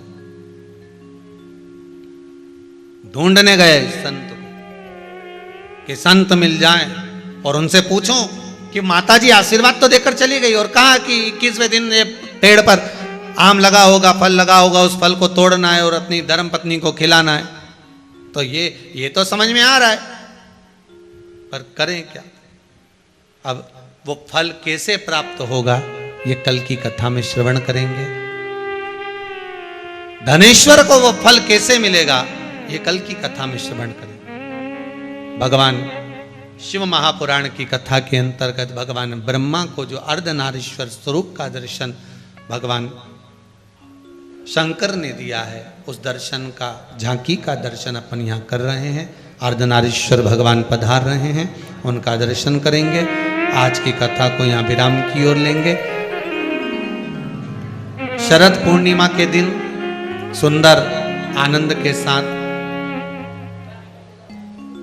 अमृत खीर महोत्सव मनाएंगे। भाव भक्ति से खीर का प्रसाद यहाँ चलेगा। भाव भक्ति से जो लोग सहयोग दे रहे हैं उनको लिए बहुत बहुत साधुवाद, धन्यवाद। सुंदर भगवान की झांकी का दर्शन कर कर, पूजन कर कर आरती का क्रम प्रारंभ करेंगे। कुछ सूचनाएं आशीष जी दे रहे हैं। कल की कथा में फिर पुनः धनेश्वर को आम की प्राप्ति, उस फल की प्राप्ति कैसे होती है, उस कथा को आगे बढ़ाएंगे। हर हर महादेव। पीतमपुर से आई हुई हैं निधि शर्मा, उन्होंने पत्र भेजा है, गुरुजी 2 साल से हम बहुत बड़ी परेशानी से जुड़े हुए थे, बहुत घिरे हुए थे। निधि जी शर्मा कहाँ बैठी हुई हैं? पीतमपुर से आई हुई हैं। उन्होंने पत्र भेजा है, 8 महीने से निरंतर कथा श्रवण कर रहे हैं शिव महापुराण की, और बाबा की ऐसी कृपा हो गई कि जो 2 साल से परेशानियां थी वो सब समाप्त हो गई और बाबा ने मेरे हाथ पकड़ लिया। उसके लिए धन्यवाद देने के लिए आई हैं निधि जी शर्मा, पीतमपुर से आई हैं। बहुत बहुत साधुवाद। बाबा की कृपा आप सभी पर बनी रहे। जिस भाव से आप कथा सुन रहे हैं, भले टीवी के माध्यम से सुन रहे हैं, पर बाबा आपकी मनोकामना पूर्ण करे। आपको ध्यान दीजिएगा, जो उपाय आपको कथा के माध्यम से बताए जाते हैं, जो हमारी वाणी में है या यहाँ से बताए हुए हों या हम उस उपाय में दिख रहे हों बोलते हुए, उन्हीं उपाय को आप स्वीकार करना। यूट्यूब पर आजकल सर्च कर रहे हैं तो फोटो हमारा लगा देते हैं और उपाय हर कोई सा बना बना कर भेजे जा रहे हैं। यदि आप उनके उपाय को करते हैं और आपको लाभ नहीं होता तो आप हमें दोष ना दीजिएगा, क्योंकि हम जो उपाय बताते हैं मन से नहीं, शिव पुराण के सारी पुराणों में से बताते हैं। अब लोग फोटो हमारा लगा दिए यूट्यूब में और उपाय खुद के मुख से बता रहे हैं। आप यूट्यूब पर निकालेंगे तो आपको लगता है कि गुरुजी के उपाय हैं, वो कर लेते हो और आपको उसका फल नहीं मिलता। बाद में आप कहते हो कि हमने उपाय कर लिया। इसलिए निवेदन है, जिसमें हम बोलते हुए दिखें या नजर आए कि हम इस व्यासपीठ से कहीं बैठकर चलते फिरते नहीं, व्यासपीठ पर बैठे हुए कुछ बता रहे हैं, तो आप उस उपाय को अवश्य करिएगा। पर फोटो दिख रहा है और बोल कोई रहा है, बता कोई रहा है, उपाय कोई बता रहा है, तो ऐसे उपाय का कोई महत्व नहीं महाराज। हर हर महादेव।